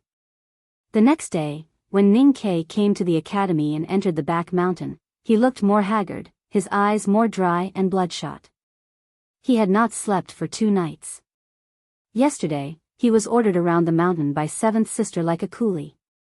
Although it was the first time he had an intimate contact with the magic of the array in the fog, his spirit was extremely bad. Walking out of the mist, he thought of what seventh sister had said yesterday, which would take at least a month, and that it had to be finished before the headmaster and eldest brother returned. He felt cold all over. He lowered his body like a field mouse and slipped into the back of the mountain that was densely covered with the spring forest. After entering the back mountain, he did not take the ordinary mountain path but went to the dense forest. Seeing that the mirror-like lake on the cliff platform was getting smaller and smaller and the thread-like waterfall on the opposite cliff was getting thinner and thinner, he thought that seventh sister would not be able to find him. He could not help but feel relieved. He rubbed his tired and numb cheeks and leaned against an old pine behind him to look into the distance. It was very comfortable. Someone actually entered the mountain? It's you? Why are you here, youngest brother? Are you here to send us food? 2 vigorous and tired voices suddenly sounded from the side of the old pine. It was obviously 2 people talking, but their voices seemed to be mixed together, as if they were from the same mouth. Ning Ke was shocked and looked back in astonishment. He saw a stone table on the side of the old pine, and 2 men with long beards and messy hair sat opposite each other. It was already the end of spring, and even the mountain was warm. However, the 2 men sitting at the stone table were still wearing the thick winter clothes of the academy, and their clothes were full of stains. He did not know how long they had not been washed. He instantly guessed that these 2 must be the 5th brother and the 8th brother introduced by Chin Pippi. He forcibly suppressed the shock in his heart, bowed respectfully and said, Ning Ke greets you 2 senior brothers. Youngest brother, it's great that you are here. Come here quickly. A man with dirty hair and beard waved his hand tiredly and said. Ning Ke did not know whether he was 5th brother or 8th brother. Ning Ke walked over and found that the stone table was engraved with dense straight lines, which turned into a stone chessboard. There were dozens of black and white chess pieces on the chessboard, some in the east and some in the west. He could not see what was going on. At this moment, he was suddenly shocked. He looked down and saw that one of the senior brothers had put his hand into his arms. Senior brother, I'm your 8th brother. 8th brother, why do you put your hand into my arms? 8th brother took back his trembling hand and asked in confusion, Youngest brother, why don't you have any food with you? Ning Ke was speechless and thought, are you 2 children asking for candy every time you see someone? Youngest brother, no, 12th, he came to us the night before yesterday and told us that from now on, you are responsible for sending us meals. So he did not send us meals yesterday, and you did not come either. 8th brother looked at him pitifully and said in a trembling voice, Youngest brother, we have not eaten for 2 days and 2 nights. Why didn't you bring us any food today? Ning Ke opened his mouth wide but could not say a word. He thought, I have not slept for 2 days and 2 nights. Do I have to be responsible for your food? Although this was what he was thinking, looking at the 2 senior brothers beside the stone puppet with messy hair and hungry eyes, he felt like he was looking at 2 pitiful birds waiting to be fed. He really couldn't bring himself to do it, so he sighed and said, then I'll go find food for you. 5th brother, who had been silent and only expressed his yearning for food with his eyes, suddenly became spirited when he heard that there would be food soon and they would not starve to death. He stroked his long beard and said seriously, "Hey, don't worry. You won't starve to death if you don't eat for a day." Eighth brother stretched out 3 fingers in front of fifth brother and said in a trembling voice, "You idiot, we have not eaten for 3 days." Fifth brother looked at Ning Ke and said seriously as if he did not see the 3 fingers in front of him, "Next game, you first." Eighth brother took back his fingers and nodded in agreement, "Good, good. This is serious."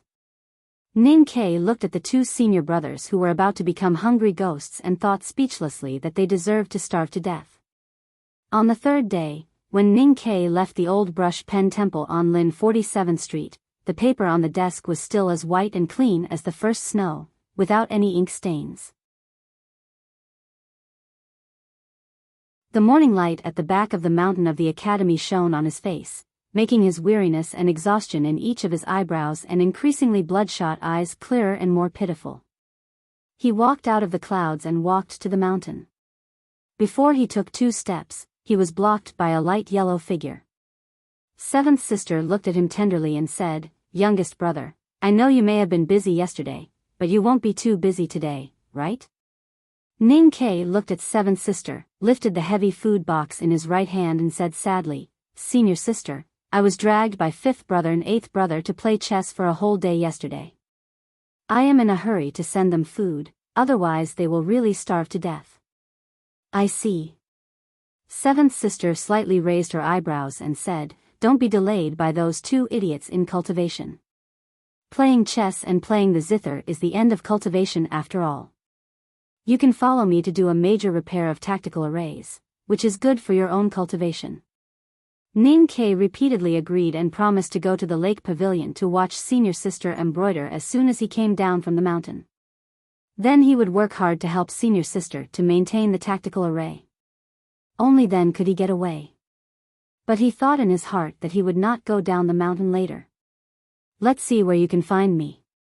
Under the pine tree, Ning Ke looked at the 2 senior brothers, who were so hungry that they could not even speak but were still staring at the chess pieces on the field.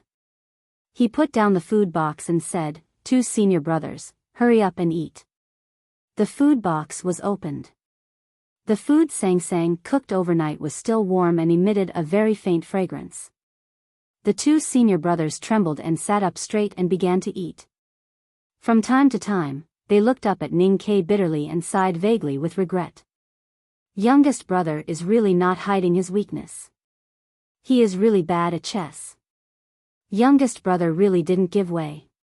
He has never played chess at all. Yesterday, Ning Ke lost 12 games in a row under the pine tree. The 2 senior brothers finally confirmed that he was a lousy chess player without any foundation, so they no longer asked him to play chess. But for Ning Ke, this was a real blessing and he felt very comforted. After sending the food under the pine tree, he went to the depths of the clouds. He decided to take a rest or study the books left by Master Yen Sei during the half-day he stole. However, after a few steps, a person came out of the dense forest and flowers, grabbed his sleeve and asked, "Youngest brother, where are you from? Where are you going?" Ning Ke stared at the 11th brother whose head was full of broken flowers and suddenly had an impulse to cry. Fortunately, the 11th brother didn't ask who the youngest brother was, or he might faint on the spot. After a moment of silence, he shook off the 11th brother's wrist and rushed down the mountain, shouting, "7th sister, where are you? Let me help you." Between the lake pavilion at the foot of the mountain, the 7th sister's fingers holding the embroidery needle slightly stiffened. She looked up at the forest and thought in surprise, "Why is the new youngest brother so diligent? Compared with him, Pippi is totally a scum." In the small courtyard in front of the waterfall, the 2nd brother slightly raised his eyebrows and praised the proud big white goose under the steps. "The back of the mountain of the academy has been dull for many years, and the younger brothers and sisters are all shameless. Now there is finally a youngest brother who is devoted to Tao. How can I not be gratified?" Behind a toilet somewhere in the mountain, Chen Pippi, who was biting a chicken leg, wiped his oily face and turned his head to the depths of the forest. He sighed in amazement. "To please the senior sister, you even flatter her. Ning Ke, I'm really not as good as you." The sound of zither and flute in the dense forest of the cliff plateau gradually stopped, and a dialogue was heard. I suddenly remembered that we forgot one thing. Yes, we haven't invited the youngest brother to listen to the new song I composed last month. After entering the second floor of the academy, Ning Kei's life was very full, even to the point that he was about to die of exhaustion. The writing brush in the old brush pen shop had never been put down, and the snow-white paper was still snow-white. He couldn't fall asleep every night, and when he entered the academy in the morning, he had to send food and water to senior brother Songxia. If he didn't want to be caught by the 11th brother to discuss philosophy, he would be enslaved by the 7th sister and occasionally be forced to appreciate the new music composed by the 92 senior brothers. At that time, he sat in the long grass and nodded sleepily. Unexpectedly, in the eyes of the 2 senior brothers, it proved that he was quite talented in music. If he didn't hear the meaning of the music, why did the youngest brother nod and praise so frequently? The hot towel Sang Sang handed to him was getting hotter and hotter, but it still couldn't wash away his fatigue. Floating in the vast and mysterious world of talisman Taoism day and night, exhausted by the senior brothers and sisters of the academy, Ning Kei's eyes were as red as a net, and his eyelids were like mountains. His eyes were dull, and his exposed fingers kept drawing fu characters in the air, copying the tens of thousands of characters he had memorized in his mind. He looked like a fool. In the meadow of the academy, Chu Yuxian looked at the miserable Ning Kei and said in shock, "How did you become like this?" Situilan and Jean Wuxia handed over the mansion's invitation cards to invite him for a chat on behalf of the elders of their family.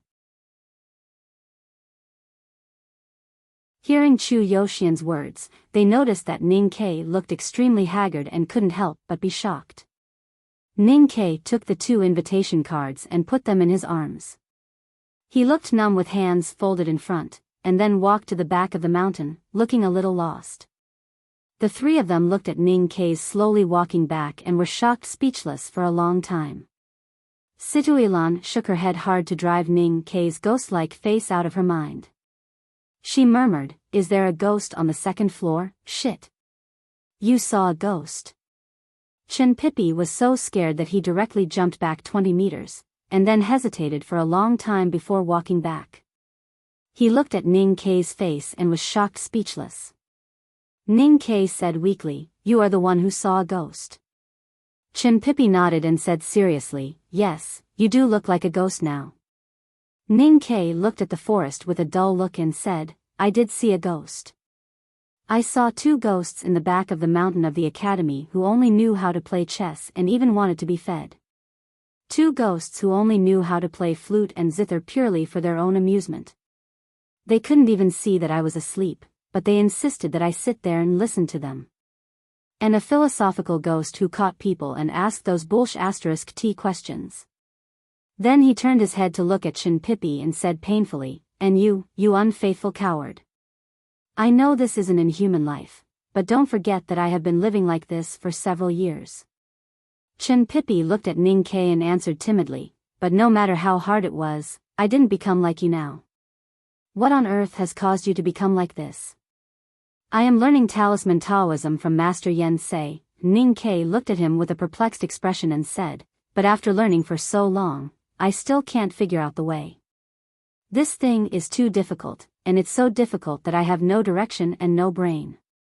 That's why I'm not happy." "Have you used the 8 strokes calligraphy of Yong?" "I have tried everything, but I still can't find the way." Ning Kei slowly lowered his head and said tiredly, "I actually have the feeling of fear and despair. Do you know? This is the first time in my life that I feel hopeless in learning." Chen Pippi thought of Ning Kei's desperate look when he was cultivating and nodded subconsciously. Ning Kei shook his head and said, "Even when I found that I couldn't cultivate in the city of Wei, I was not as desperate and wanted to give up as I am now. Because when I fell asleep, I always felt that I was meditating. But now facing those classics of talisman, even if I enter a sleep-like state of meditation, I still clearly know that I can't do it." Chen Pippi looked at his haggard cheeks and dim eyes and suddenly said, "I will take you to a place to see a person." Ning Kei asked, "Where?" "To see who?" "Don't let 11th brother hear your 2 questions." Chin Pippi joked. Ning Kai wanted to laugh when he heard this, but he was too tired to raise his eyebrows. Chin Pippi looked at his pitiful look and sighed. He grabbed his sleeve and walked to somewhere in the back mountain. When they came to a cliff, Chin Pippi stopped and looked at him. He said, "Last time when you reached the top, you saw an old man. You thought he was also senior brother, but he was not." Ning Kai thought of the old man and asked, "You said you didn't know how to call him." Chin Pippi said, "I really don't know how to call him. That old man entered the back mountain of the academy very early, even earlier than eldest brother and second brother.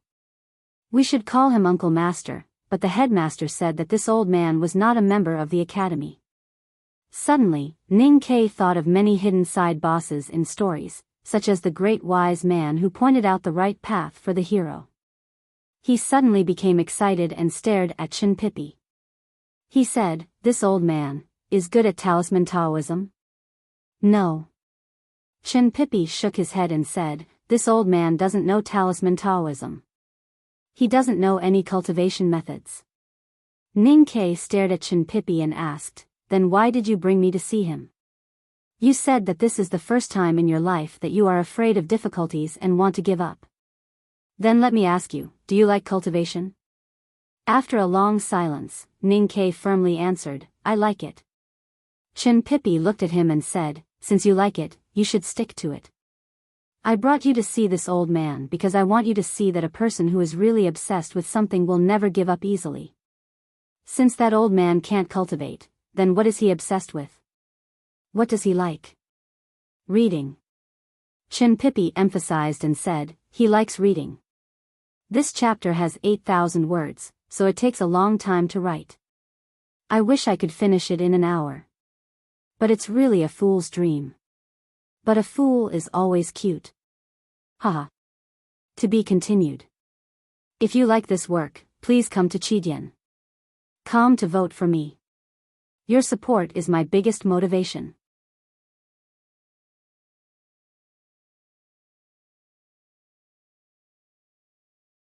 Chapter 175. At the end of spring, in the South Gate Temple of Haotian, the green trees and dense flowers were beautiful. In the depth of the silent temple, Li Qingshan, the master of nation of Tang, looked at the dirty old Taoist and said after a long silence, "I always think there are some problems with this method." "What problems?" Master Yen Sei looked at the teacup on the table and thought of the teacup in the pavilion that day. Li Qingshan said, "Ning Kai has great potential, but after all, he is new to talisman Taoism.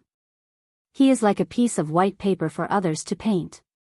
The exquisite knowledge of talisman Taoism is your lifetime understanding, and the dozens of classics of talisman Taoism are all the essence accumulated by our South School for hundreds of years. Now that senior martial brother has thrown everything over, he doesn't care about it at all. It's like pouring a basin of ink on a piece of white paper. It definitely won't be able to write any exquisite words. It will only become a piece of black paper." Master Yen Sei was silent. Li Qingshan said helplessly, "Ning Kai is now a small teapot with an empty stomach. You've just opened a small opening, and you've already poured an ocean into it. Aren't you worried that he won't be able to hold on and die? If Ning Kai knew that you used something like a teapot to describe him, he might explode in anger without any ocean of knowledge." Master Yen Sei smiled and then looked at Li Qingshan seriously, saying, "Ning Kai is a piece of white paper, but it is the largest piece of white paper I have ever seen.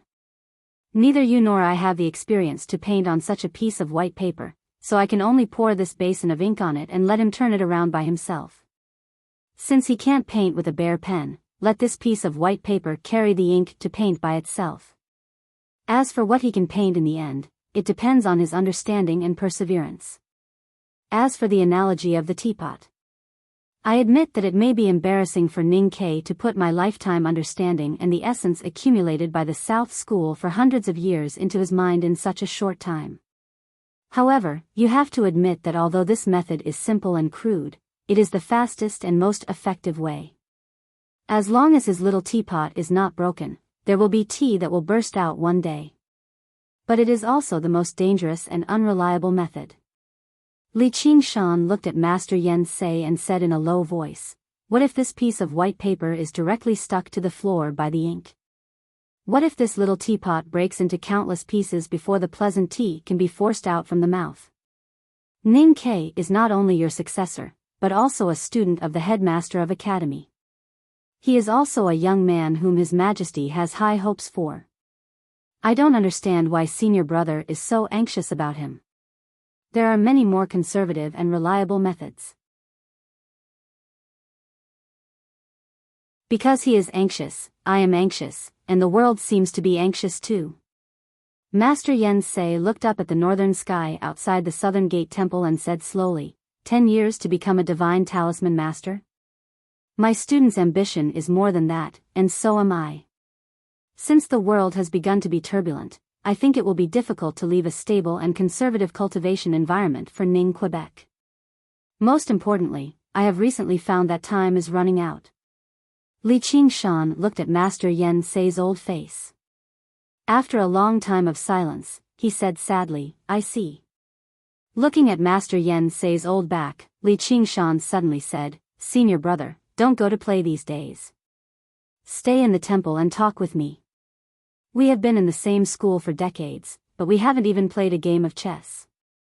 Master Yen Sei did not look back. He smiled and waved his hand. He said in a hoarse voice, You are not a young and beautiful girl. It is really boring to talk and play chess with you. Don't worry, I will come back to see you for the last time when I die. Master Yen Sei did not look back. He smiled and waved his hand. He said in a hoarse voice, You are not a young and beautiful girl. It is really boring to talk and play chess with you. Don't worry, I will come back to see you for the last time when I die. Li Qingshan withdrew his gaze and looked at the small teapot on the stove beside the table that spurted out steam. He was speechless. He thought, Senior brother, since you've decided on making a stove to boil tea, all I can do is think of some ways to help this little guy. After Master Yen Sei left South School Temple of Haotian Taoism, he went directly to the House of Red Sleeves and came to the small courtyard that he was most familiar with. Dewdrop was counting the silver notes with her maidservant at this time. They really made a small fortune by selling the rubbing of chicken soup calligraphy these days. Suddenly they heard the sound of the door and saw the dirty old Taoist standing at the gate of the courtyard. She immediately got up in surprise. In the past, she only thought this old Taoist looked wretched and generous, so she treated him patiently. Now she already knew his real identity. She did not dare to act coquettishly and hurried to greet him as fast as she could. Master Taoist is here. Dewdrop squatted and bowed, which was very respectful. She thought she should be more enthusiastic, but she was really nervous because this old Taoist was a legendary immortal. Master Yen Sei laughed strangely and pinched her plump waist. He said, You know my identity, but you don't need to be so nervous. After all, I still have to pay, so I should please you. Dewdrop took the opportunity to snuggle into his arms and said shyly, Master Taoist, you are making fun of me again. I thought you are a free man, and immortals will not stay in the mortal world for too long. I am afraid that I will never see you again. I am full of regret. Master Yen Sei said angrily, Your cosmetics here taste better than the ink on the fu paper. How can I not come here? After a few steps to the cliff, they saw a cliff cave about dozens of meters high. Birds were flying in and out of the cave quickly. On the gentle slope outside the cliff cave, there was a 2-story wooden building. The surface of the building was mottled by wind and rain and bird droppings. No one knew how many years it had been standing under the cliff. Ning Ke smelled a familiar smell when he was still some distance away from the building. He asked with a pale face, Do you smell it here? Chin Pippi sniffled and said blankly, What smell? You can't smell such a strong smell. Ning Ke stared at his eyes and said in a trembling voice, The smell of Huangzhou bud paper and ink makes me want to vomit. Why do you bring me here? Chin Pippi knew that there must be paper and ink beside the old scholar in the building, but he did not smell the smell of paper and ink that made Ning Kai pale and nauseous. He reached out his hand in front of his nose and thought that this lad had been studying talisman Taoism so crazily that he was so sensitive. Ning Kai raised his sleeves to cover his nose and followed him to the wooden building. The closer they were to the wooden building, the stronger the smell of paper and ink was, which made him more and more uncomfortable. Recently, he had been grinding ink and reading paper every night, but he could not move a stroke. Subconsciously, he had a great fear and disgust for this smell. There was an open-air stone platform under the wooden building, on which there was a huge desk, on which there were piles of books.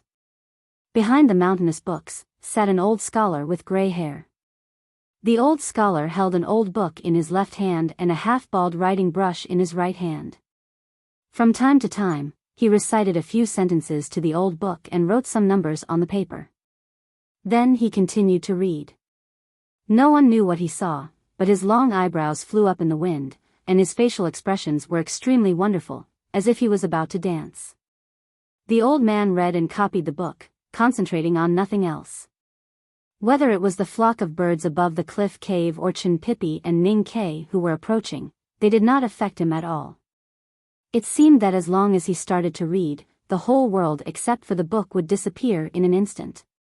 Wonderful. Wonderful. The old scholar found another wonderful place in the scroll. Using his fastest speed, he copied the sentences on the paper. Then he put the half-bald brush pen in his mouth and licked it, as if he had tasted the most delicious taste in the world. Unexpectedly, he was so happy that he danced with joy. Ning Kai looked at the old scholar and turned back to look at Chin Pipi in astonishment. He said, "He is indeed reading, but how can watching him read help me to cultivate talisman Taoism?" Eldest brother once told us that many years ago, the headmaster of the academy found that the old man actually had a great potential for cultivation, but was directly rejected by the old man. Chin Pipi looked at the old man who was crazily reading and copying books behind the desk. He shrugged helplessly and said, because in this old man's opinion, reading is the only meaningful thing in the world. Cultivation and whatnot is just a waste of time. The old man can't do anything except reading, and he also disdains to do anything. Even the headmaster of the academy can't do anything to him. Besides, he is very grumpy. As long as someone disturbs his reading, he will be very unhappy. After such a long time, no one in the back mountain pays attention to him. Even eldest brother, who has the best temper, doesn't want to deal with this person. Ning Kai looked at the old man behind the mountain of books and said sympathetically, "This is probably because reading is pedantic. You're too polite." Chin Pipi shook his head and said, after the old man refused the headmaster of the academy's request to take him to cultivate, second brother once said that this man has become an idiot because of reading. Ning Kai smiled, but the smile froze on his face in an instant. He turned back to look at Chin Pipi and asked hesitantly, "Wait. Today you specially brought me to see this old man who has become an idiot because of reading. Do you want to use this example to tell me that I have been studying talisman Taoism crazily these days, and I will eventually become an idiot like him if I go on like this?" Just the opposite. Chin Pipi led him to the stone platform and said, "Although we all hate this old man, we also admire him very much. I brought you to see him because I want to tell you that you think you can look down on your peers with perseverance and diligence, but in fact, there are many people in this world who can do it, and they can do it better than you." Ning Kai was a little confused and followed him to the stone platform. He suddenly thought of something and asked, "Besides this old man, is there anyone in the back mountain of the academy who has a higher seniority? Do we have an uncle?" There used to be a youngest uncle, who was said to be the most vigorous person in the world. Chin Pipi turned back and said, "But unfortunately, only eldest brother and second brother have seen him." On the stone platform, Chin Pipi bowed to the old man behind the mountain of books and said with a smile, "Scholar, long time no see." Ning Kai followed him and bowed. He couldn't help but feel a little funny when he heard the title of scholar. The scholar turned a deaf ear, as if he didn't see them coming to him. Chin Pipi said loudly again, "Scholar. Long time no see." His voice came from the side of the building into the cliff cave. After several echoes, it seemed to be particularly clear and loud, which scared the birds who were busy building nests or doing other household chores above the cliff cave and made them fly all over the sky and scream. Only then did the scholar wake up. He raised his head in confusion and looked at the two people who had appeared in front of the desk. Suddenly, his expression stiffened and his eyes revealed a look of disgust. He shouted in a hoarse voice, "What are you doing here again? Go away. Don't disturb my reading again." Chinpipi glanced at Ning-Kei and shrugged his shoulders. Then he said to the scholar with a smile, "I brought my younger brother here to show you." "What's there to see?" "Your younger brother is not a book." The scholar reached out and wiped the floating gray hair on his face to the back. He looked at Chinpipi and said angrily, "Last time you said that the academy wanted to accept a younger brother and that an elder should be present to show solemnity. You had to trick me to stay on the top of the mountain for a whole night. Why is there another younger brother this time? Do you want to trick me to stay on the top of the mountain for a whole night again? Oh, God. Oh, Earth." He looked at Chinpipi as if he had killed his father. His expression was extremely disgusted and his eyes were full of hidden bitterness. He shouted, "Do you know how many books I have to read in one night?"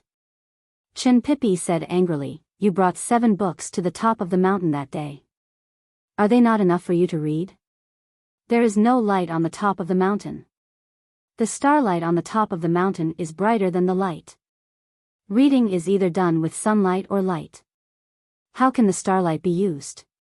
Why can't the starlight be used? I don't feel anything. Is it a book or a feeling that you are reading? Idiot. Of course you have to feel something when reading to be happy. Idiot.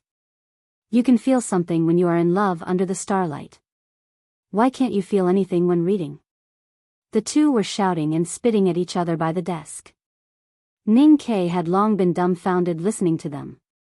At this time, he believed that the scholar was really the kind of person who was pedantic and that the senior brothers in the backyard of the academy really did not respect this person. The scholar was so angry that his face turned red and his chest kept heaving. He was old and weak, so he was obviously no match for Chinpipi in a quarrel. Moreover, he quickly realized that Chinpipi specially came to quarrel with him today. His purpose was very obvious, which was to distract him from reading. He thought that he had guessed Chinpipi's sinister intention, so how could he let him succeed? "I don't want to talk to you anymore," he said sadly. "How can I finish so many books if I don't hurry up? Do you know what you are doing? You are killing my life and destroying my life." After saying this, the scholar really ignored Chinpipi's verbal attack and lowered his head to concentrate on reading and copying books.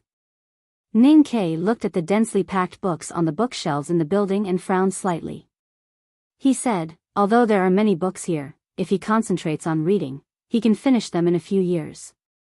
Even with the books in the old library of the academy, it should not make him so miserable." Hearing this, Chinpipi shook his head with a bitter smile and led him to the cliff cave. The cliff cave was strangely kept dry. There were some faint cracks in the rocks at the top, so it did not seem dark. There were even some unknown trees in the cave, with birds flying around and singing in the treetops. Ning-Kei's eyes looked around the cave and then fell on the cliff wall. His body suddenly became stiff and he could no longer speak. There were many wooden shelves on the cliff. It looked like a bookshelf that had been magnified countless times.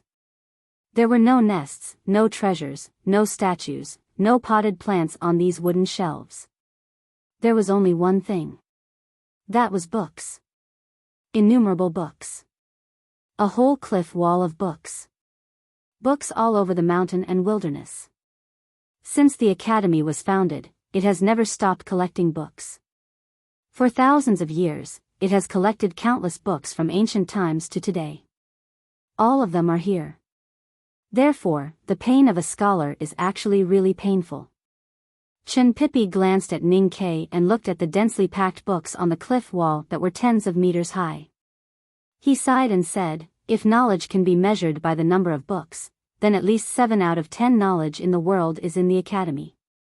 In Ning Kei's eyes, the whole cliff wall of books was as shocking as the sea of ink standing up on the mountain road. It was so heavy that he could hardly breathe. After a long time, he barely woke up. He climbed up along the steep ropeway on the edge of the cliff cave and came to the 3rd layer of the cliff wall bookshelf. He walked along the wooden board that could only allow one person to pass through for more than 10 meters. Then he stopped and looked back at the densely packed books close at hand. Gradually, a strong doubt arose in his heart. If these books had been collected since thousands of years ago, why were they only slightly yellowed and not weathered after such a long time? What was even more strange was that there was not much dust on these open-air books. Chen Pipi probably guessed his doubt and said with a smile, "When you reach a certain state, you will probably know that it is actually very easy to remove dust. You only need to lift your finger and the wind in the cliff cave will do it for you." Ning Kei suddenly understood and then suddenly thought that if Sang Sang could cultivate, wouldn't it be much easier for her to do housework? As he thought about it, he randomly took out a book and found 4 words written on the cover: miscellaneous notes of the 2 capitals. Thinking that it might be a scholar's notebook, he opened it and didn't expect to see such words as white buttocks, whipping, spitting tongue, and newly peeled. He couldn't help but become slightly stiff. He asked in surprise, "You even collect erotic books?" Chen Pipi replied, "The headmaster of academy said that it is beneficial to read books. How can you judge a book by its theme? You have dog sh*t in your heart and see everything as dog sh*t. Your heart is full of lust and you can also be distracted by the 7 tomes of arcane. Just don't read them as erotic books." Looking at the solemn expression on his fat face, Ning Kei couldn't help but feel great admiration and sincerely asked, "Then what do you think you're reading?" "Me?" Chen Pipi waved his sleeves and calmly said, "My state is not high enough and I'm still at the stage of seeing mountains as mountains. Erotic books are naturally erotic books. This kind of thing doesn't need to be forced." Looking at him, Ning Kei sighed and said nothing more. The whole cliff wall and the seemingly endless books were undoubtedly a great treasure for a person who loved reading and even regarded reading as the only important thing in his life. But at the same time, it was also a great sorrow. Because reading endless books in a limited life was after all an impossible task. Walking out of the cliff cave, Ning Kei looked at the old scholar who was holding a scroll, copying from time to time, chanting from time to time, sometimes sad, sometimes angry, and sometimes happy. Ning Kei found that he somewhat understood why the old scholar was so extreme and anxious.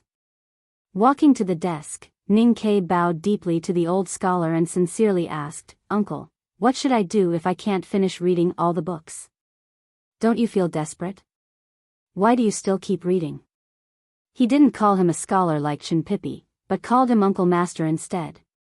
This was because he was older and had entered the mountain earlier.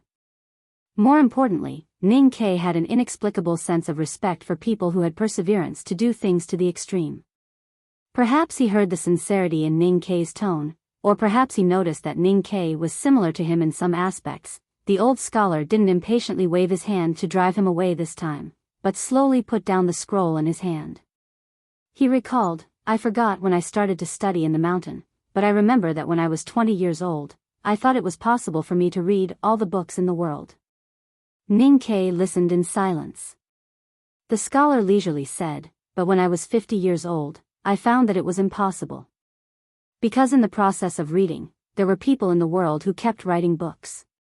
And because of my old age and weakness, my reading speed became slower and slower. What was more terrible was that I forgot all the books I read when I was young." He looked at Ning Kei's eyes and smiled. "If you forgot all the books you read, how could you say that you have read them? So I had to pick up the books I had forgotten and read them again. And in order not to forget again, I began to extract." Ning Kei asked, "But wouldn't it be slower in this way?" "Yes." The scholar sighed and said, "So I have long known that I can't read all the books in the world in this life, even the books in the academy. Ning Ke slightly frowned and asked, "Then aren't you very disappointed?" "More than disappointed, completely desperate." The scholar shook his head and said, "On the day when I confirmed that I couldn't read all the books in the academy, I felt that the whole world had collapsed. I didn't want to eat or sleep, and even I didn't want to read anymore." A person who could do nothing didn't want to do anything except reading, unexpectedly didn't want to read anymore. It could be imagined how much the old scholar had suffered on that day. Ning Ke naturally thought of his mental state these days. After a moment of silence, he sincerely asked, "Uncle, then how did you pass that hurdle?" "Because I asked myself a question." The scholar said, "Do you like reading books, or do you like reading all the books?" I didn't think for too long, and I got the answer. In the end, what I like is still studying. I am 102 years old this year, and I may close my eyes and never wake up again any day. But I can never be sure that I will die on that day. So as long as I keep reading, it doesn't matter if I can't finish reading.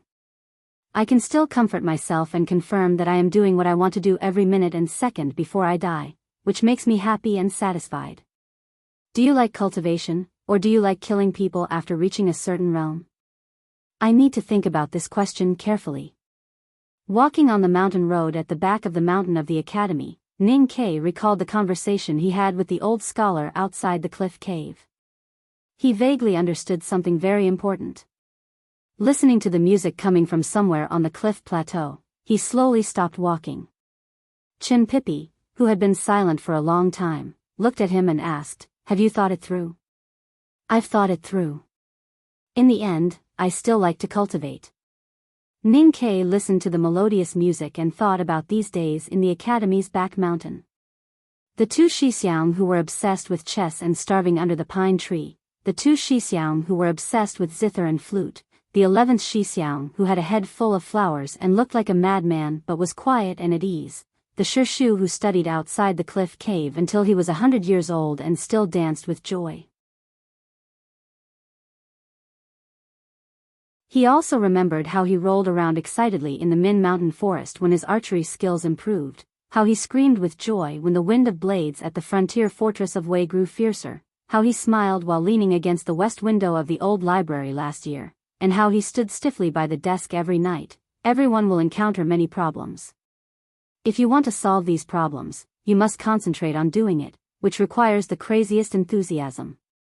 But this kind of enthusiasm is not the weight of a mountain on your shoulders, but the joy that you most yearn for in the depths of your heart. Ning Ke looked at the beautiful academy's back mountain and said, "I used to be obsessed, but these days I forgot that the essence of obsession is like. There is no false hope, so naturally there is no false disappointment, let alone despair. Life is like a question. There are all kinds of obsession, all kinds of likes. Do whatever you like, then I think there will be an answer to this question." Amended 201112192341. Wish you all a happy Monday. P.S. This really makes me speechless. In this revised version, I've deleted some superfluous words, and it's 30 words less than the original chapter. In the end, there's no way to change it. Only now do I understand. It turns out that every time I edit it, there's at least one more word than the original chapter. I have no choice but to type a few more words here. Anyway, I have deleted from 6,760 to 6,720, so there is no problem with money. The key is that I have spent more than half an hour on this matter, which is really a loss. To be continued. If you like this work, please come to Chidian.com to vote for it. Your support is my biggest motivation. You're tuning into the Biyao's Wuxia Chronicles YouTube channel. Don't forget to subscribe and join us on this journey to catch the most captivating stories.